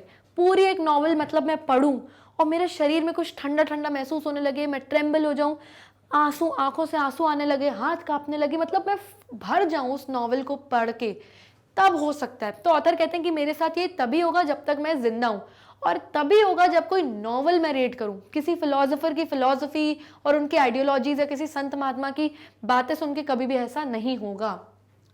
The Bible, but all the Bible and Homer and Shakespeare, these are the supreme old novels. अब होमर क्या है? ये he was a great author of ancient Greece, पुराने जमाने के ग्रीस के ये एक ऑथर रह चुके हैं, ठीक है। तो ये जो है ये होमर है, एंड शेक्सपियर, विलियम शेक्सपियर को तो हम सभी जानते हैं, ये इंग्लैंड के ग्रेट सबसे बड़े ऑथर जाने जाते हैं, राइटर जाने जाते हैं। तो वो कह रहे हैं, अब ऑथर, हमारे जो ऑथर हैं इस चैप्टर के, वो कह रहे हैं कि जो बाइबल है, जो होमर की लिखी हुई किताबें, जो शेक्सपियर की लिखी हुई किताबें, इन सब किताबों को वो बहुत पुरानी नॉवेल्स के तौर पे कंसिडर करते हैं, ना कि कोई ग्रंथ, ना कि कोई किताब के तौर पे। इनको कहते हैं नॉवेल्स हैं। यानी आपको बाइबल तभी समझ में आएगी अगर आप इसको नॉवेल की तरह कंसिडर करोगे, नहीं तो अगर आप वो 10 कमेंडमेंट्स या फिर वो रूल्स और वो सब रेगुलेशंस रीड करना और रटने की कोशिश करोगे तो नहीं होगा, लेकिन अगर आप इसको नॉवेल की तरह पढ़ोगे तो आपको समझ में आएगा, ऐसा हमारे ऑथर कहते हैं। These are all things to all men, which means that in their wholeness they affect the whole man alive, which is the man himself beyond any part of him। तो ऑथर कहते हैं ये सारी चीज़ें किसी भी आदमी के साथ हो सकती हैं, ये सब वो चीज़ें जो एक पूरे अलाइव आदमी, पूरे जीते जागते आदमी को अफेक्ट कर सकती हैं, ना कि उसके किसी सिर्फ पार्ट को। they set the whole tree tremble with a new access of life. They do not just stimulate growth in one direction. तो ऑथर कहते हैं कि एक पूरा इंसान ट्रेम्बल हो सकता है एग्जैक्टली उस ट्री की तरह जो पूरा ट्रेम्बल हो रहा है हवा से, ठीक है। जब किसी, मान लो जब कोई पेड़ उगना स्टार्ट हुआ है तो उसके अंदर एक नई लाइफ, एक जान जब आती है उस पेड़ में, एक छोटी सी लीफ में, तो पूरा पेड़ ट्रेम्बल होता है, ना कि सिर्फ उस पेड़ की ग्रोथ या उसकी बेल एक ही डायरेक्शन में ग्रो हो रही है, नहीं। जब ग्रोथ होती है ट्री की तो पूरे ट्री की ओवरऑल ग्रोथ होती है। तो वैसे ही जब एक इंसान ट्रेम्बल होगा कोई नॉवल पढ़ के, तो वो ओवरऑल उसके अंदर ट्रेम्बल और वो इमोशन से भर जाएगा, ना कि सिर्फ उसका कोई पार्ट इमोशन से भरेगा, ठीक है। I don't want to grow in any one direction anymore, and if I can help it, I don't want to stimulate anybody else to some particular direction. तो ऑथर कहते हैं कि अगर मुझे ग्रोथ करनी है लाइफ में तो मैं सिर्फ एक पर्टिकुलर डायरेक्शन में नहीं जाऊंगा, मैं ओवरऑल ग्रोथ करूंगा, एक पूरी नॉवल पढ़ के पूरा इमोशन से भरूंगा खुद को, और मैं किसी और को स्टिमुलेट यानी कोशिश भी नहीं करूंगा कि कोई और इंसान एक ही डायरेक्शन में ग्रो करे, ओवरऑल ग्रो करे जैसे ट्री ओवरऑल ग्रो करता है। A particular direction ends in a cul-de-sac. We are in a cul-de-sac at present. तो ऑथर कहते हैं कि अगर कोई चीज एक पर्टिकुलर डायरेक्शन में ही जा रही है, सिर्फ एक ही राह पे जा रही है, तो वो कहाँ अंत होगा उस डायरेक्शन का?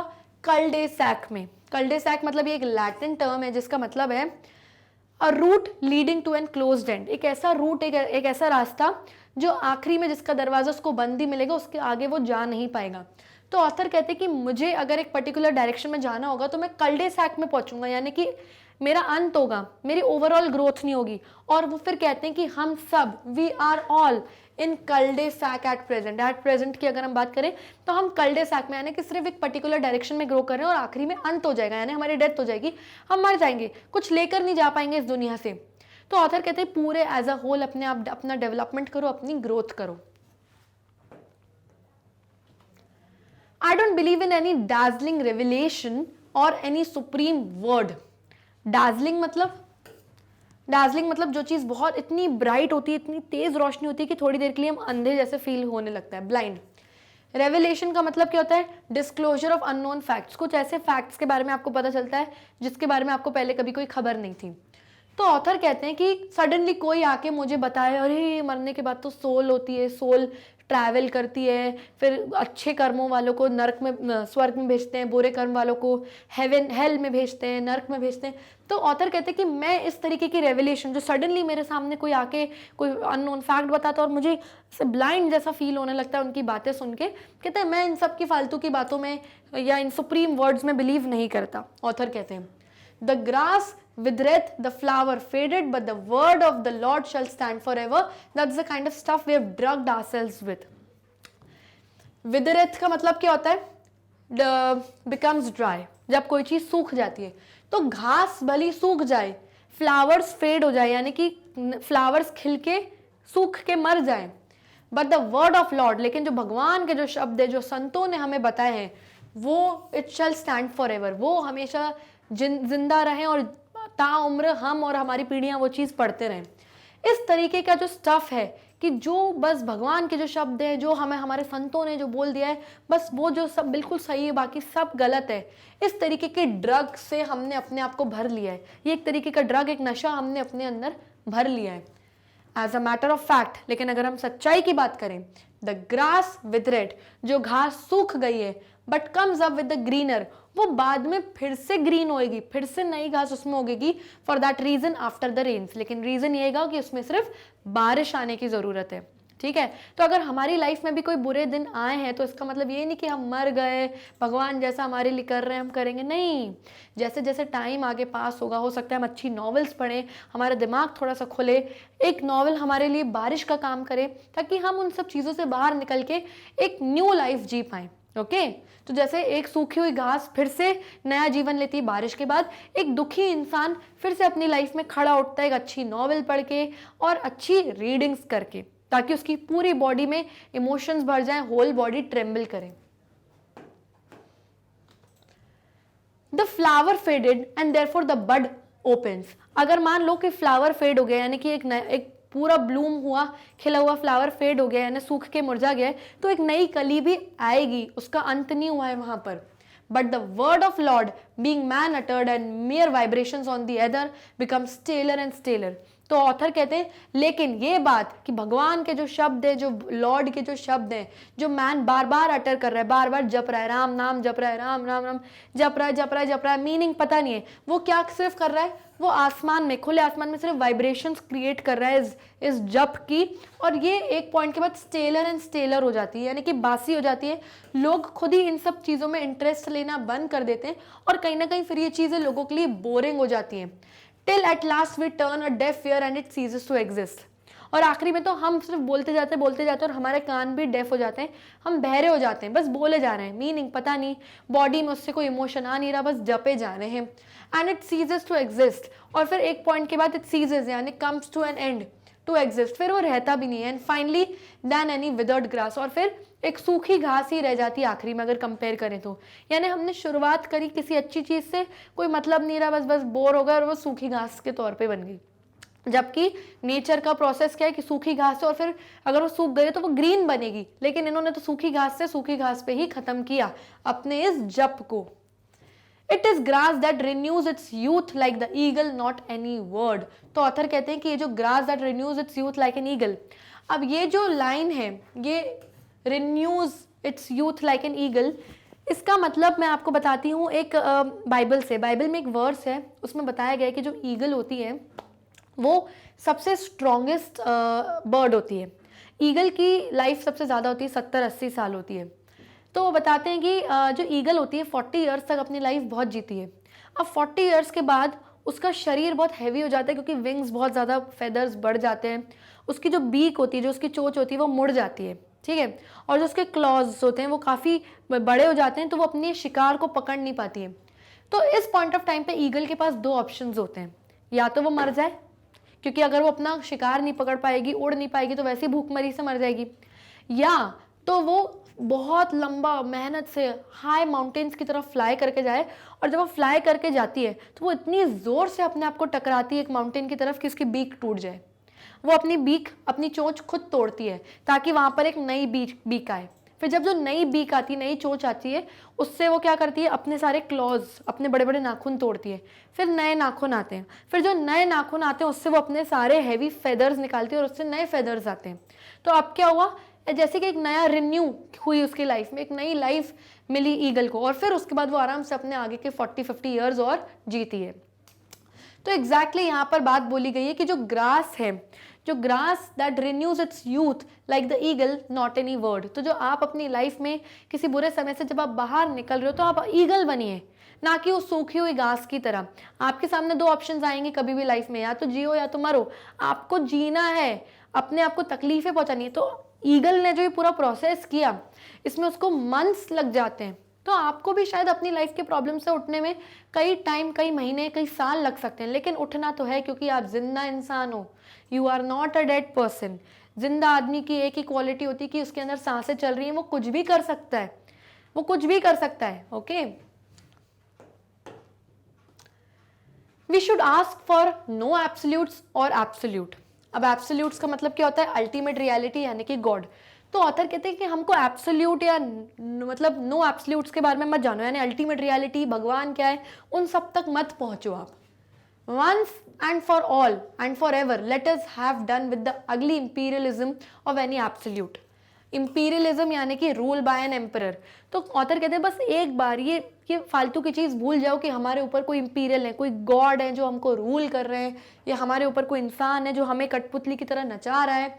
ऐसा कुछ नहीं है। There is no absolute good, there is nothing absolutely right. तो ऑथर कहते हैं कि इस दुनिया में एब्सोल्युटली सही और एब्सोल्युटली रॉन्ग कुछ भी नहीं होता ऐसा। All things flow and change and even change is not absolute. Her thing flow हो रही है, हमारी लाइफ चलती जा रही है, समय के साथ चेंज होती जा रही है, क्योंकि चेंज भी लाइफ के लिए बहुत इंपॉर्टेंट है, परिवर्तन जीवन के लिए बहुत इंपॉर्टेंट है। तो यहाँ से अब एक चेंज, जीवन के परिवर्तन के बारे में अब हम यहाँ से पढ़ेंगे। The whole is a strange assembly of apparently incongruent parts slipping past one another. Assembly का मतलब क्या होता है, अ group of people gather together. जब बहुत सारे लोग एक साथ इकट्ठा हो जाते हैं तो वो ग्रुप बन जाता है। इनकॉन्ग्रुएंस का मतलब क्या होता है, lacking agreement at common point. तो ऑथर क्या मतलब है यहाँ पे कहने का कि हमारे जो शरीर के अलग अलग पार्ट्स हैं उन सबको एक साथ असेंबल कर दोगे, एक साथ जोड़ दोगे, इन सारे अलग अलग पार्ट्स को असेंबल कर दोगे, जोड़ दोगे, तो ये एक के बाद एक आएंगे। यानी इनको पार्ट्स ही माना जाएगा, इनको अलग अलग माना जाएगा। लेकिन अगर आप असेंबली करके इनको जोड़ दोगे, पूरा एक होल इंसान की तरह आप इमोशंस को फील करोगे, तो वो ज़्यादा आपकी लाइफ में इंपॉर्टेंस होगी उसकी। Me man alive, I am very curious assembly of incongruous parts. तो ऑथर कहते हैं मैं मैन अलाइव हूँ, जिंदा आदमी हूँ, और मैं इनकॉन्ग्रुएंस पार्ट्स यानी अलग अलग हिस्सों का एक असेंबली हूँ, यानी एक जोड़ हूँ मैं। यानी मेरे अंदर बहुत सारे बॉडी पार्ट्स हैं, इन सब को जोड़ के मैं एक पूरा एक जिंदा इंसान बना हूँ। माई या of today is oddly different from my या ऑफ येस्टरडे। अब हम बोलते हैं ना या मतलब यस, जैसे हम बोलते हैं ना या विल गो, तो या मतलब यस। तो ऑथर कहते हैं कि आज मैंने जिस बात पे कभी या बोला है यानी कि यस बोला है, वो बिल्कुल अलग होगा अगर मैंने कल किसी बात पे यस बोला है तो। यानी मेरा आज मेरे कल से बहुत अलग है, यानी मेरा आज कल से बिल्कुल चेंज्ड है, बिल्कुल अलग है। My tears of tomorrow will have nothing to do with my tears of a year ago. तो ऑथर कहते हैं कि कल मान लो अगर मैं किसी बात पे रोता हूँ, तो मेरे वो आंसू बिल्कुल अलग हैं एक साल पहले वाले आंसू जो किसी और बात के लिए निकले होंगे। तो बेसिकली ऑथर का कहने का मतलब है कि आपका आज और कल इतना अलग है, तो सोचिए आपके दुख, आने वाले कल के दुख और एक साल पहले के दुख आपस में कितने अलग हैं। तो लाइफ इज ऑल चेंजिंग, और जीवन ही परिवर्तन ही जीवन का मेन महत्व है। If the one I love remains unchanged and unchanging, I shall cease to love her. अब cease का मतलब क्या होता है? Come to an end, यानी मैं इस चीज़ पे रोक लगा दूंगा। तो ऑथर कहते हैं कि अगर मैं किसी से प्यार करता हूँ, अगर मैं किसी को लव करता हूँ और वो लड़की अनचेंज रही, यानी कभी बदली ही नहीं, थ्रू आउट द लाइफ ऐसी ही रहेगी, तो शायद मेरा प्यार उसके लिए वहीं खत्म हो जाएगा।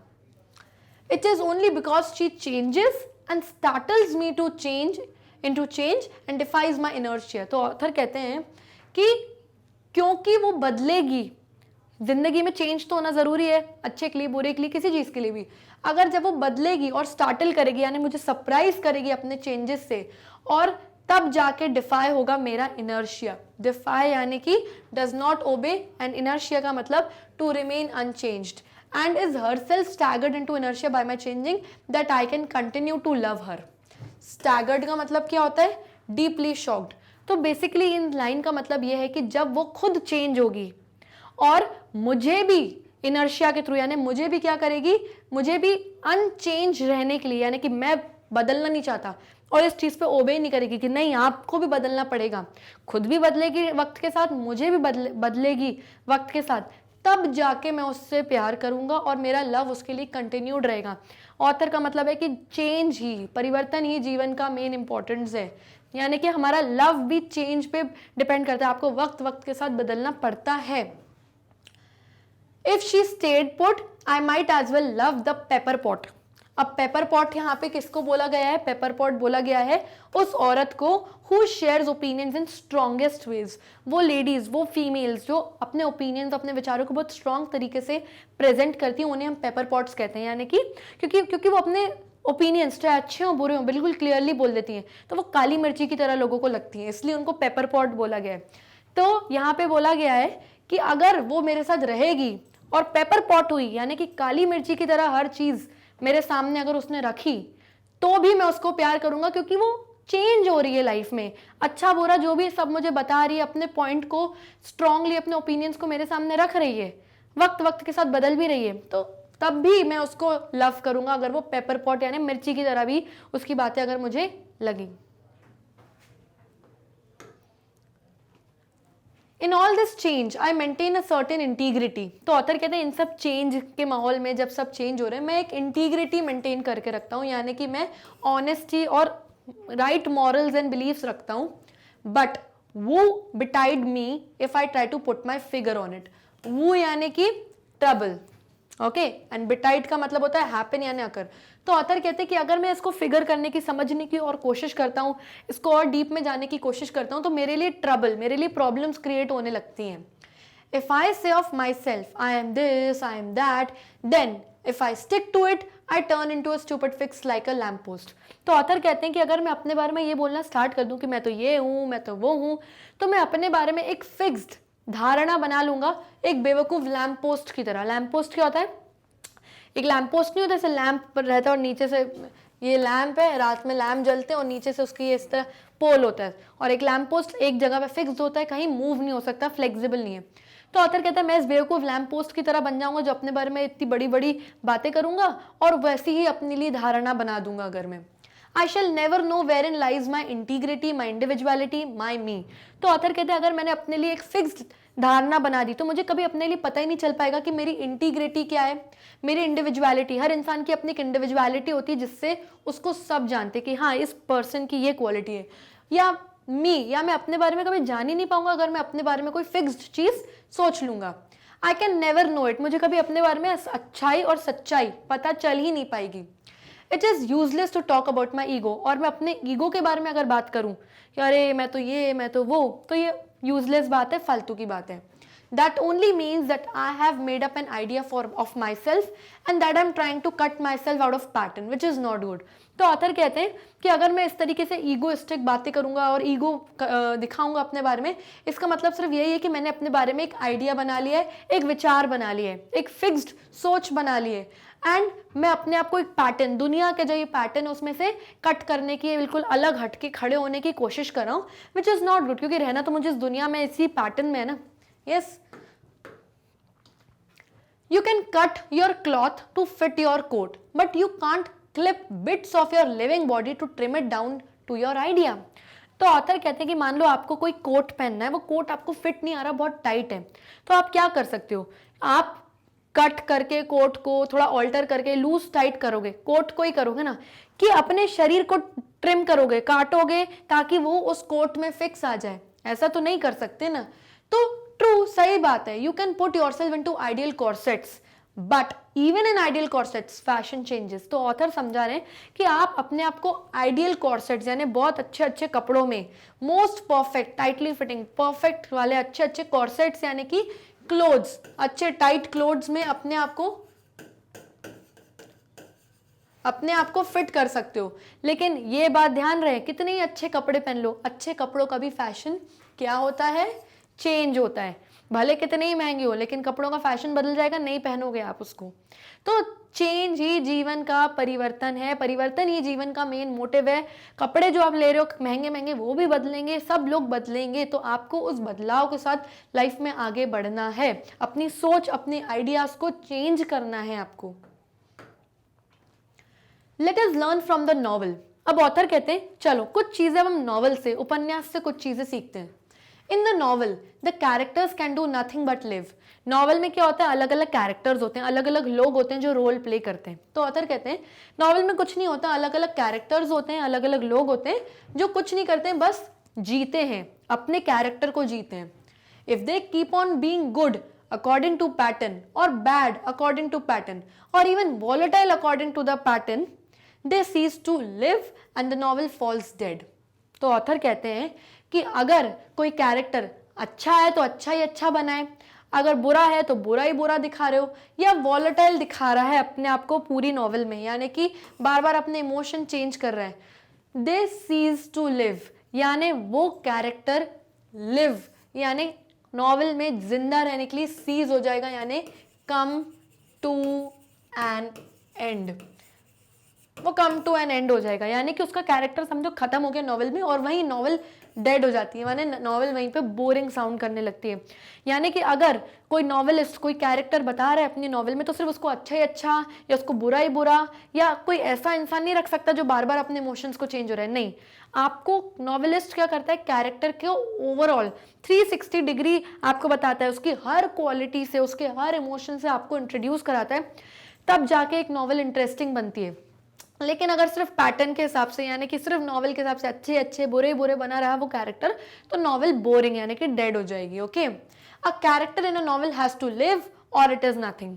एक कैरेक्टर को नॉवल में जीना पड़ता है, हर तरीके से अपने इमोशंस दिखाने पड़ते हैं, ओवरऑल अपनी 360 डिग्री में अपने कैरेक्टर को एक्सप्लेन करना पड़ता है दर्शकों को, तब अदरवाइज नहीं तो वो कुछ नहीं है, समझो वो डेड नॉवल, बकवास बोरिंग नॉवल है। वी, हम सब, लाइकवाइज इसी तरह से in life have got to live or we are nothing. हमें भी इस लाइफ में, जो कि एक नॉवल की तरह है, और हम इस नॉवल में, इस लाइफ में कैरेक्टर्स की तरह रोल प्ले करते हैं, इस दुनिया में आए हैं, हमें भी जीना है, हमें भी जिंदा रहना है, अदरवाइज हम कुछ नहीं है। समझो अगर हमने अपनी लाइफ जी ही नहीं है इस लाइफ दुनिया में आके, तो समझो हम मर गए, हम मरे हुए मृत लोगों के समान होंगे, सांसें चल रही हैं पर मरे हुए कहलाएंगे। इसलिए जियो और मस्त रहो। What we mean by living is of course just as indescribable as what we mean by being। तो ऑथर कहते हैं कि लिविंग, जीने से मेरा ये मतलब, जीने का मतलब जो है मैं इज इनडिस्क्राइबेबल, मैं डिस्क्राइब नहीं कर सकता, समझा नहीं सकता कि जीने का मतलब क्या है। What we mean by being, being यानी ह्यूमन बीइंग, आप ह्यूमन बीइंग हो यानी कि आपको लिविंग करना है, आपको जीना है, अपनी जिंदगी को खुश रह के जीना है। Men get ideas into their heads of what they mean by life and they proceed to cut life out of pattern। तो जो मैन, जो आदमी लाइफ को समझते हैं, उन समझी हुई चीज़ों से उनके दिमाग में कुछ आइडियाज़ आते हैं, कुछ थॉट्स आते हैं और वो फिर अपनी लाइफ को एक पैटर्न की तरह, एक हिसाब से जीते हैं। Sometimes they go into the desert to seek God, sometimes they go into the desert to seek cash, and sometimes it is wine, woman and song। तो ऑथर कहते हैं लोग जिंदगी को समझने के लिए, जिंदगी को जीने के लिए या कोई चीज़ें पाने के लिए डेजर्ट में चले जाते हैं, यानी कि खुले रेगिस्तानों में तपस्या करने के लिए, भगवान को पाने के लिए चले जाते हैं। कभी डेजर्ट में चले जाते कैश पाने के लिए, पैसा नहीं है, तपस्या कर रहे हैं, भगवान कैश आ जाए, पैसा आ जाए। कभी कभी वाइन यानी कभी कभी नशे में होते हैं दुनिया वाले लोग किसी भी चीज़ के, कभी किसी को कोई औरत का नशा है कि मुझे इस लड़की से प्यार है, मुझे लाइफ में चाहिए, तो उसकी तपस्या में चले गए। कभी सॉन्ग यानी संगीत, कुछ लोग म्यूजिक से बहुत ज़्यादा प्यार करते हैं। And again it is water, और वो जो डेजर्ट होता है, वो जो रेगिस्तान होता है, वो पूरा पानी पानी हो जाता है, यानी सब वेस्ट ऑफ टाइम हो जाता है। क्यों? क्योंकि पॉलिटिकल रिफॉर्म्स एंड वोट्स आते हैं। पॉलिटिकल रिफॉर्म्स यानी कि improving laws and constitution with the expectation of public, यानी जब आप लोगों की एक्सपेक्टेशन के हिसाब से अपने आप को चेंज करने लगते हो, आपको लगता है लोग मुझे अच्छे बुरे वोट दे रहे हैं कि ये अच्छा इंसान है, कुछ लोग बोल रहे हैं बुरा इंसान है, उस हिसाब से सब कुछ फिर पानी पानी हो जाता है, फिर से आप लोगों के हिसाब से चलने लगते हो। तो बेसिकली अगर आप इंसान हो और आपको लिव यानी जीना है, तो आपको ये सारी चीज़ें अपने लिए करनी है, लोगों की खुशियों के लिए, लोगों के एक्सपेक्टेशंस के लिए, उनके अच्छे वोट्स पाने के लिए नहीं करना है। You never know what it will be next, from killing your neighbor with hideous bombs and gas that tears the lungs to supporting a foundling's home and preaching infinite love and being co-respondent in a divorce। तो author कहते हैं आपको नहीं पता आप अगले पल क्या करने वाले हो सकता है अगले ही पल आप अपने नेबर, अपने पड़ोसियों को हिडियस यानी बहुत बुरे बुरे बॉम्ब से उड़ा दोगे, या घर में उनकी जहरीले गैसेस डाल दोगे जिसकी वजह से वो सांस नहीं ले पाएंगे और उनके लंग्स फट जाएंगे। हो सकता है आप अगले पल कोई बुरा काम करो, या हो सकता है आप अगले पल कोई अच्छा काम करो, जैसे कि सपोर्टिंग अ फाउंडलिंग्स होम्स। फाउंडलिंग्स यानी कि एक ऐसा बच्चा, ऐसा इन्फेंट, नवजात शिशु जिसको पैदा होते ही उसके माँ बाप छोड़ देते हैं और दूसरे लोगों को जब उनके बारे में पता चलता है तो वो उनको टेक केयर करते हैं, उन इन्फेंट्स की, नवजात बच्चों की, और उनकी केयर करके उनको बड़ा करते हैं और उनको घर देते हैं। तो ऑथर कहते हैं कि हो सकता है आप अगले ही पल कुछ अच्छा काम करो, किसी एक फाउंडलिंग के पैदा हुए नवजात शिशु को नया घर दिलाने की कोशिश कर रहे हो। प्रीचिंग लव यानी कि हो सकता है आप बड़े बड़े मॉरल वैल्यूज, बड़ी बड़ी बातें कर रहे हो लव के बारे में, प्यार के बारे में, या हो सकता है कि आप को रिस्पॉन्डेंट बन गए हो किसी के डिवोर्स में। हो सकता है कि दो लोगों के बीच में डिवोर्स हो रहा है, तलाक हो रहा है, और आप उसके को रिस्पॉन्डेंट हो, यानी आप मेन रीजन हो उनके डिवोर्स की वजह का। तो अगले पल आपके साथ क्या अच्छा क्या बुरा होने वाला है आपको नहीं पता। In all this wild welter we need some sort of guide. तो ऑथर कहते हैं इन सब जंगली कंफ्यूजन के बीच में कि अगले पल क्या हो रहा है क्या नहीं हो रहा, हमें किसी तरीके का गाइड, कोई मार्गदर्शक चाहिए। It's no good inventing thou shalt nots. तो ऑथर कहते हैं कि it's no good inventing thou shalt nots, यानी कि हियर यू शैल नॉट। इसका मतलब है कि आपको ये सब नहीं करना चाहिए, यानी कि बुरे कंफ्यूजन केओस नहीं करना चाहिए, केओस एंड कंफ्यूजन अपने पड़ोसियों के साथ या क्या जो भी। एंड आपको लाइफ में गाइड की तरफ चाहिए, बेसिकली आपको एक मार्गदर्शक चाहिए। अब कौन सा मार्गदर्शक चाहिए आपको? व्हाट देन, फिर क्या, आप क्या करोगे? आपको कोई मार्गदर्शक चाहिए, अब क्या? Turn truly honorably to the novel and see wherein you are man alive and wherein you are dead man in life। तो ऑथर कहते हैं अब क्या करोगे?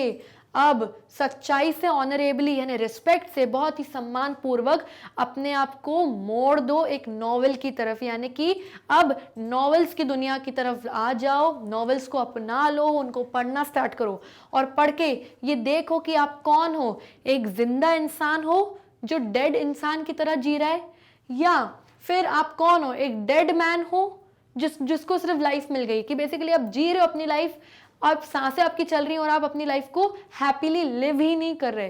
तो ये सब चीजें आप आजमाओ, नॉवेल की तरफ अपने आप को मोड़ो, यानी नॉवेल्स को अपनी लाइफ में इन्वॉल्व करो। You may eat your dinner as man alive or as mere masticating corpse. Masticating मतलब च्यूइंग, चबाना, कॉप्स यानी कि डेड बॉडी, यानी एक मरे हुए जानवर की जो डेड बॉडी होती है वो। तो ऑथर कह रहे हैं कि आपको बढ़िया डिनर मिला है खाने के लिए, आप अपने डिनर को मैन अलाइव, जीते जागते आदमी की तरह एंजॉय करते हो, अपने डिनर को खाओ, या तो एक मरे हुए आदमी की तरह बस अपने अंदर अपने खाना बस स्वॉलो करते जाओ बिना उसको एंजॉय करें, यह आपकी चॉइस है, ऑथर कहते हैं। As man alive you may have a shot at your enemy. तो ऑथर कहते हैं अगर आप मैन अलाइव हो, अगर आप जिंदा आदमी हो, तो आप अपने एनिमी, अपने दुश्मन को शूट भी कर सकते हो, लेकिन अब अगर आप बस सांस ले रहे हो, आपके साथ गलत कर दिया किसी ने, तो आप उसको कुछ बोल भी नहीं पाओगे। तो आपका जिंदा रहना, लाइफ को जीना बहुत इंपॉर्टेंट है। बट एज अ घैसली simulacrum of life you may be firing bombs into men who are neither your enemies nor your friends but just things you are dead to। तो ऑथर कहते हैं घैसली का मतलब क्या होता है, अनवेल, जब आप ठीक नहीं हो, दिमागी तौर से थोड़े सही नहीं हो। साइमलैक्रम का मतलब है पर्सन। तो ऑथर कहते हैं अगर आप कुछ दिमागी तौर से ठीक नहीं हो, या आप एक बीमार इंसान हो, यानी कि लाइफ जी तो रहे हो लेकिन उसको खुशी से नहीं जी रहे हो, तो आप इस कंडीशन पर भी आ सकते हो कि आप फायरिंग बॉम्ब्स, यानी कि आप फालतू की बातें किसी को भी बोल दो, कोई ऐसे इंसान को बोल दो जो कि ना आपका दोस्त है ना आपका दुश्मन है, बट आप इस तरीके से जस्ट बिहेव करो कि आप डेड हो या कभी किसी चीज से डेड हो जाओगे, यानी कि मुझे तो कुछ बोलना ही नहीं है। Which is criminal when the things happen to be alive. तो ऑथर कहते हैं कि जब आप ऐसे हो जाओ कि मुझे तो कुछ बोलना ही नहीं है किसी को, चाहे सही या गलत, या आप इतने ज्यादा हो सकता है डिप्रेशन में हो कि आप किसी को भी गलत किसी को भी सही बोल रहे हो, वो इंसान आपका ना दोस्त है ना दुश्मन है, आप किसी को भी कुछ भी बोल रहे हो, तो ये एक क्रिमिनल, एक गुनाह की तरह कंसिडर करे जाएगा अगर आप अलाइव हो, अगर आप जिंदा हो। जिंदा रह के अगर ये सारी चीजें करी है आपने, तो आप एक क्रिमिनल कहलाओगे। इसलिए बेटर है अपनी लाइफ को जियो, live your life to the fullest।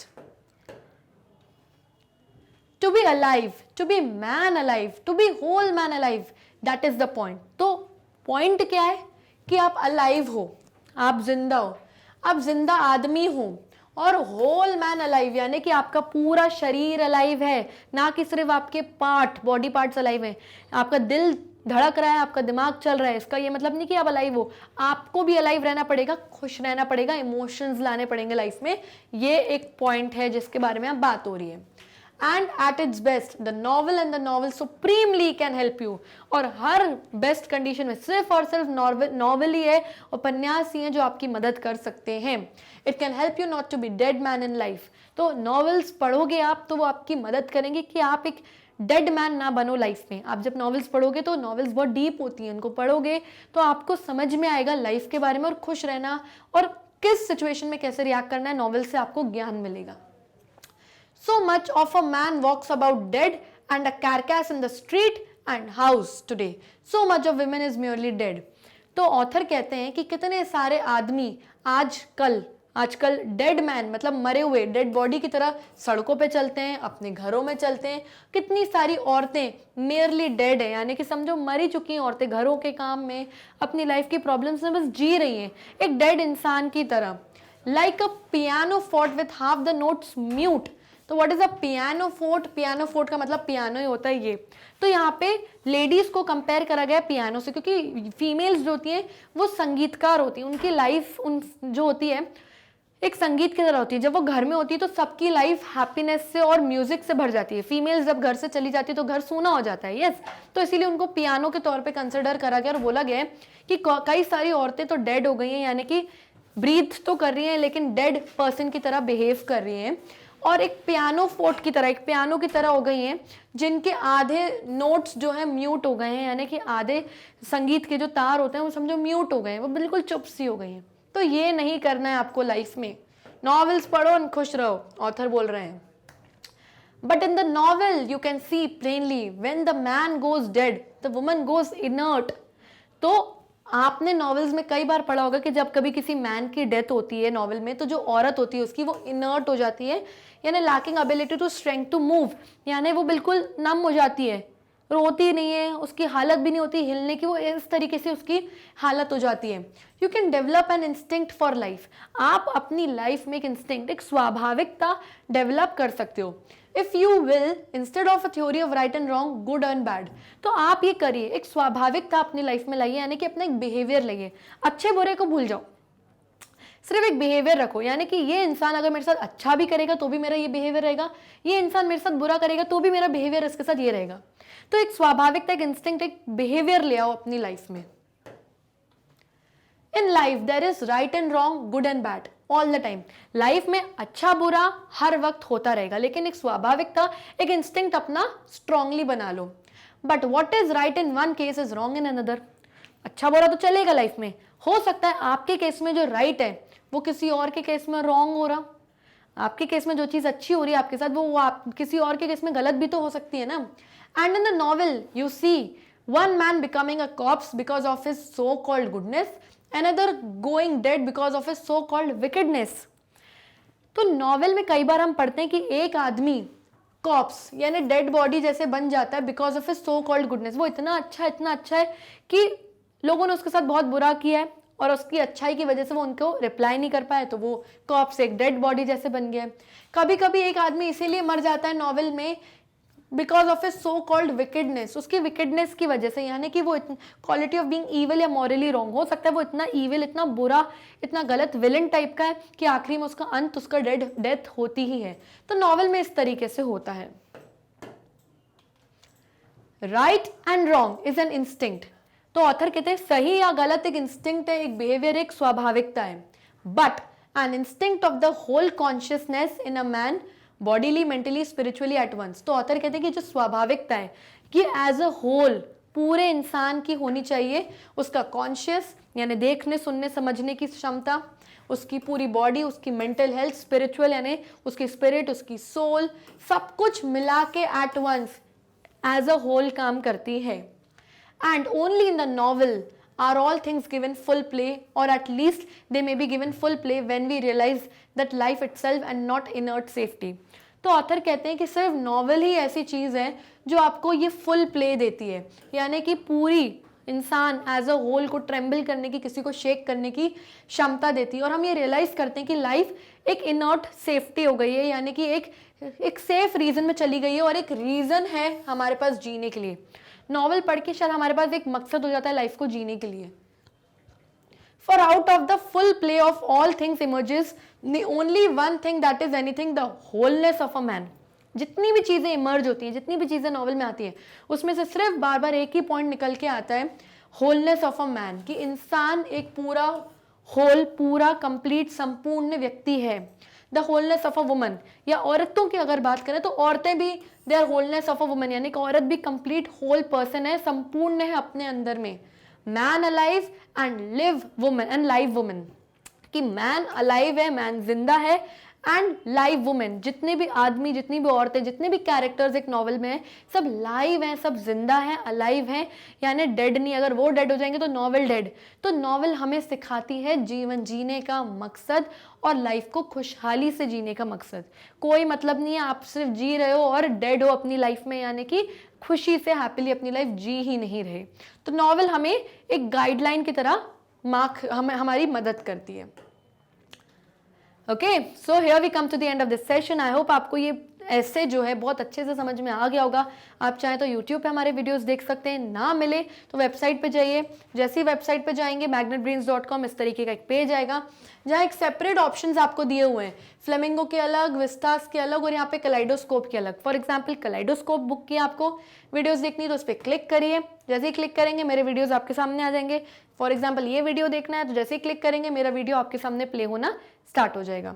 So I hope आपको अच्छे से समझ में आ गया होगा कि ईजिली अपने हमारे वीडियोस को आप कैसे एक्सेस कर सकते हैं। And do not forget to like, subscribe and share our YouTube channel. तब तक लिए bye bye and take care.